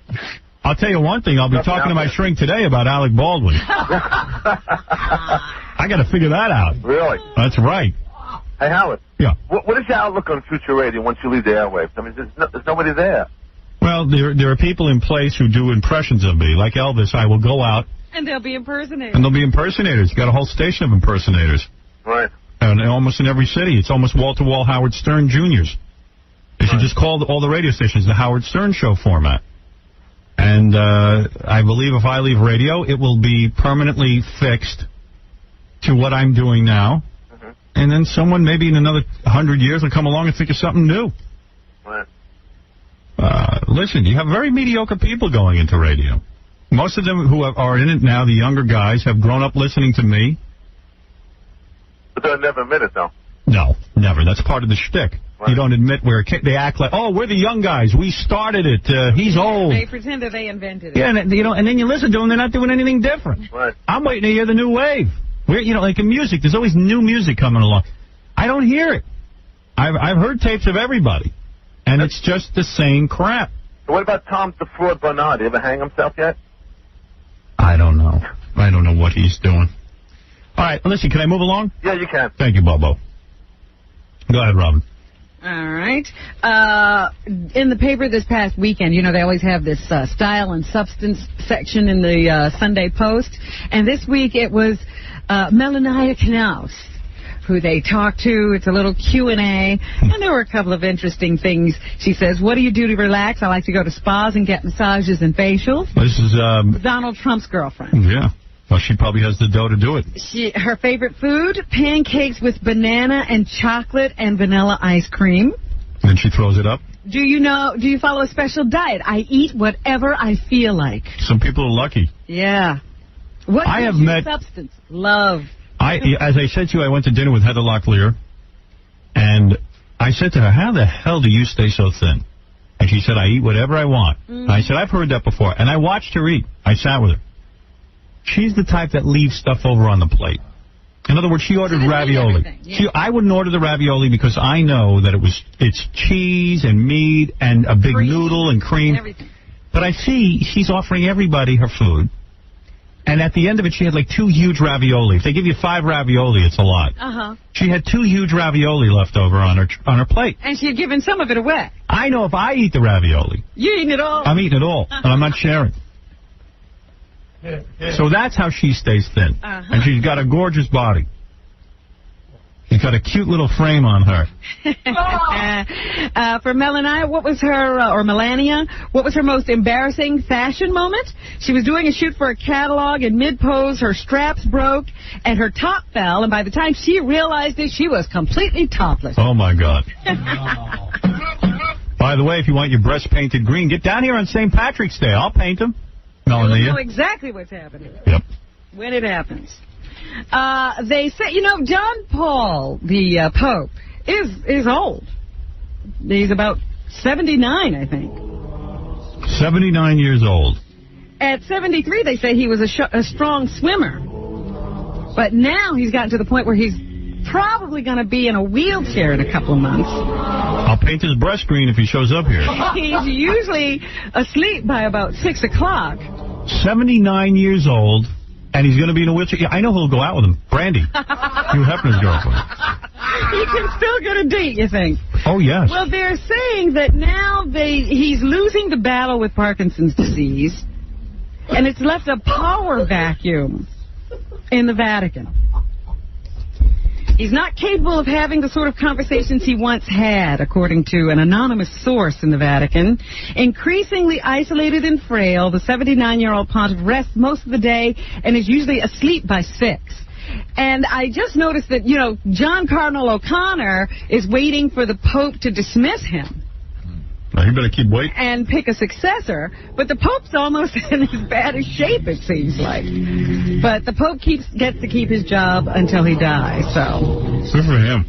Yesterday, he issued his apology to the world for all of the misdeeds of the Catholic Church over the years. I am sorry. Yes, it was something to that effect. I am sorry. Some people were not very happy. They thought it was an okay gesture, but not nearly enough. Here is New York State Assemblyman Dov Hikind. They put an L in there for some reason. Anyway. Why would they do that to Of New York City, because they don't know, I guess. Dov Hikind, he is a little upset about the fact that the pontiff failed to mention the Holocaust. Doesn't want to accept the apology? No. All right. Well, we have a situation where this is not ready to go. It's not recued. Oh, well, I'm sitting here just sweating from the heat. It's all right. Wait a second. Fred just passed out, but no one noticed. Up your ass, it's broken glass. I guess I'll go on to something else. Unfortunately, none of the carts are requeuing. Oh, wonderful. Wait, let's see if I can get it now. The Jewish community throughout the world waits for the apology, the recognition that Pope Pius made a horrible mistake, morally horrible, that resulted in so many hundreds of thousands of Jews being slaughtered. All right. Until they get that apology, the Pope has not done enough. Also in the news yesterday on 60 Minutes, the guy who's accused of the Oklahoma federal building bombing, Timothy McVeigh, he was interviewed, and he says while in prison in Florence, Colorado, he actually got to meet the Unabomber, Ted Kaczynski. Oh, how nice. And they found that they shared some concerns. Here's Timothy McVeigh, number 3. All right. They had a similar... They had a meeting of the minds. I believe that it's a problem with government. I think you want number 2, don't you? No? Number 3 is what I want. Okay. From Ted's perspective, he believes it's a problem with technology. Well, that's true. Uh-huh. Okay. Please. There was, a new Newsweek poll finds that less than half of the Americans polled consider it a sin to be gay anymore. Those changing attitudes extend to the military, but there's a complicating factor, according to the magazine's Dave Alpern. Here he is, number 5. All right, Dave Alpern, Robin. 69% in the population say that gays should be able to serve in the military. And yet gays and lesbians themselves see a serious problem in the military. 45% of the total and 47% of gay males say that the don't ask, don't tell policy has actually made conditions worse for gays. Yeah, they say there's a lot more harassment in the military since the don't ask, don't tell policy. But at least the general public seems to be lightening up where gays are concerned. He also says less Americans consider homosexuality a sin, number 6. All right. There's been a significant drop in the number of people who think that homosexuality is a sin. When we asked this question 2 years ago, a majority, 54%, said it was. Now 46% say it is, but 45% say no. Yeah, so I guess things are getting better. They're expecting an announcement from Dan Marino of the Miami Dolphins this morning. He is supposed to retire. Here is Lamar Thomas. He's the Miami Dolphins wide out. Nothing? Nothing. Oh, well. Dan Marino will be holding a press conference today, and they expect that he'll retire after many, many seasons of stellar football and no Super Bowl ring. These cards are not recued. I see that. Who did this work? Bring them to me. Is that Scott? This weekend was a big meeting between Hillary Clinton and Rudolph Giuliani. Did you hear about this? Yes. There was there's a party they throw every year. The guys who cover City Hall always have this play they put on where they dress up and they have Broadway acts come and do skits. And this year, the mayor even dressed up like the guy from Saturday Night Fever.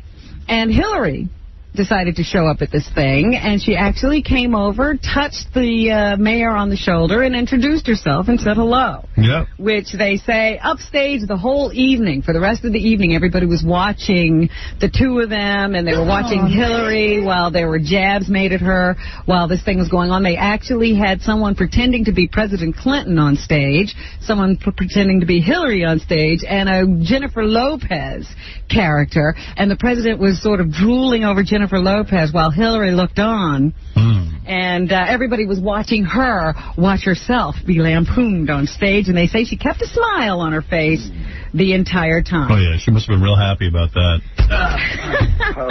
I said, she's quite a woman.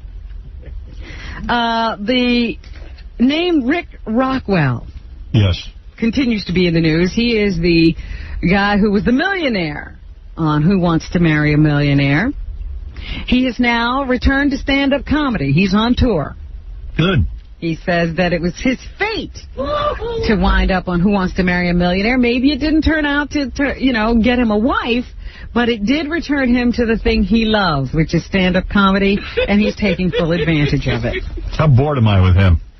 Well, he's a weird guy, but he's still also soliciting women to contact him via the internet so that he can get married. Also on 60 Minutes this weekend was the bodyguard who was in the car with Princess Di and Dodie the night they were killed, bodyguard Trevor Rees-Jones. Right. He was interviewed. He's gone back to work as a bodyguard in his hometown in England, and he says he can't keep looking back, number 4. Not going to look back, Robin? Not going to look back. Let's see if that one's cured. I could have insisted, if you like, that I could have stood in front of Dodie and said, no way we're going out the back of that hotel. Now, I don't know what the outcome of that would have been. You can't think about it. Yeah, can't second guess it. It's what happened. The SAG Awards were presented over the weekend. Michael J. Fox was named Best Actor in a Comedy and had this word of caution regarding the actual trophy. You think he's winning because he's a great actor, or is he winning because he has Parkinson's? At this point, I would say Parkinson's. You were kind enough to give me one of these last year, and just so you know, they really scare small children. All right. So he's trying to keep it light. Keeping it real. Yeah. They say that Drew Carey had a heart attack scare in the tabloids. He got the scare of his life when he thought he was having a heart attack. The 41-year-old comic, who's battled weight problems for much of his life, revealed his nightmare moment to late-night talk show host David Letterman, who only recently returned to work after heart surgery. He said his fingers were numb and he had chest pain. Right, that's a heart attack. And he had tightness in his chest that you just couldn't believe. But I guess he's doing okay. He thought he was going to die. He really thought he was having a heart attack. But it turned out... Turned out he was getting oral sex from his girlfriend. He didn't realize it.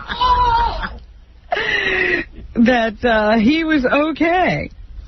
His symptoms had nothing to do with a heart attack. So he lucked out, whereas David Letterman didn't. Wow. At the movies this weekend, Mission to Mars was the #1 movie at the box office, making $25 million. $25 million!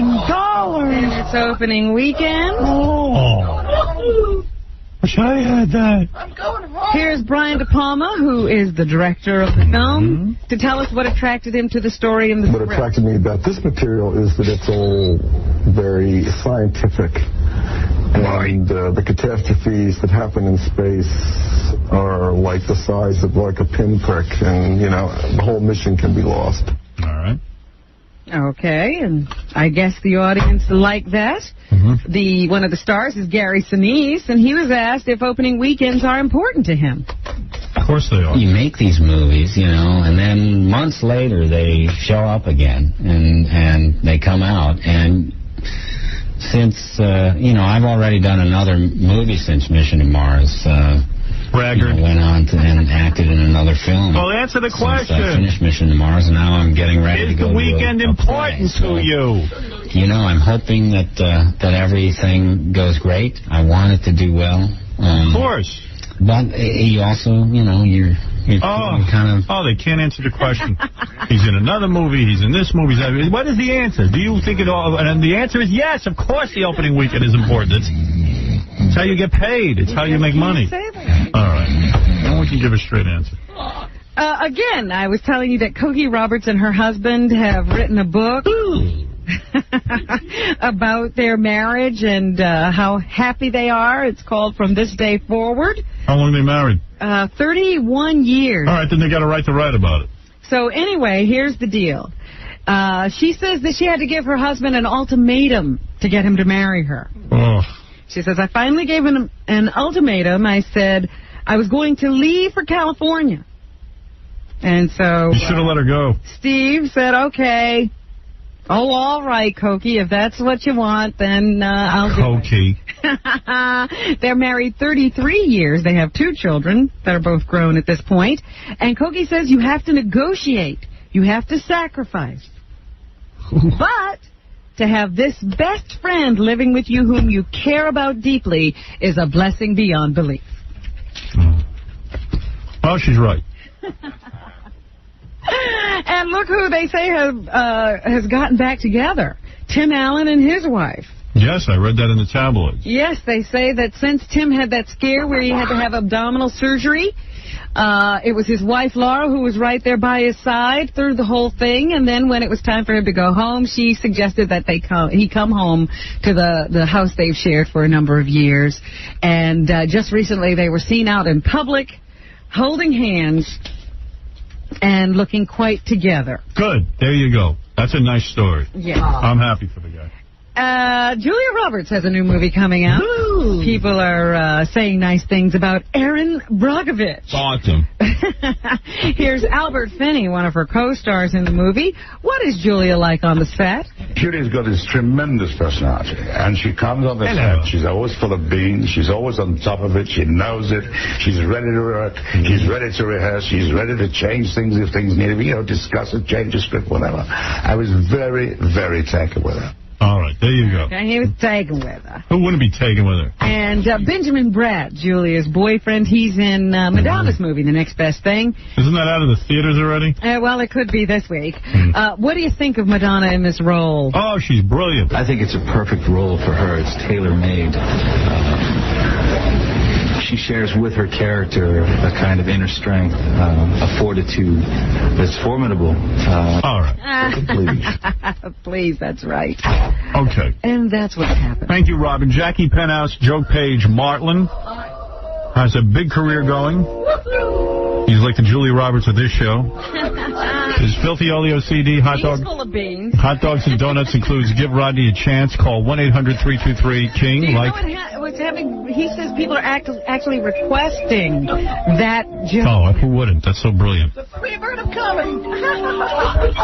Jackie the Jokeman on a career roll. The Julia Roberts of this show, he comes in here, he has his beans, and nary an odor.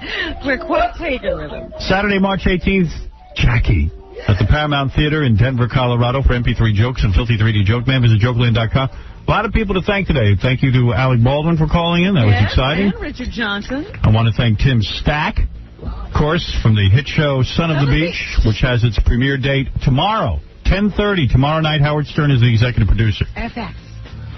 I want to thank Brandy Roderick, who's in Playboy Magazine this month, and Typo Negative for performing Cinnamon Girl, their new single, Everyone I Love Is Dead. The album World Coming Down is in stores now. Catch them tomorrow night at the Roseland Ballroom, the great Typo Negative. They did a great job there. Yeah. Got a little live version of that. I actually have it on tape somewhere. Here it is. Did you hear it on tape? No, I haven't. Very good. I'll play us out with it. And we'll see you tomorrow. We have a lot of good guests coming in this week, too. Rachel Harnell will be here. David Duchovny coming soon. And Screech from Saved by the Bell will be here very soon. I don't want to be there. You don't want to be there that day? He scares me. Stuttering John's band will be at the Voodoo Lounge in Bayside, Queens this Friday night. There's a little Typo Negative from earlier in the show.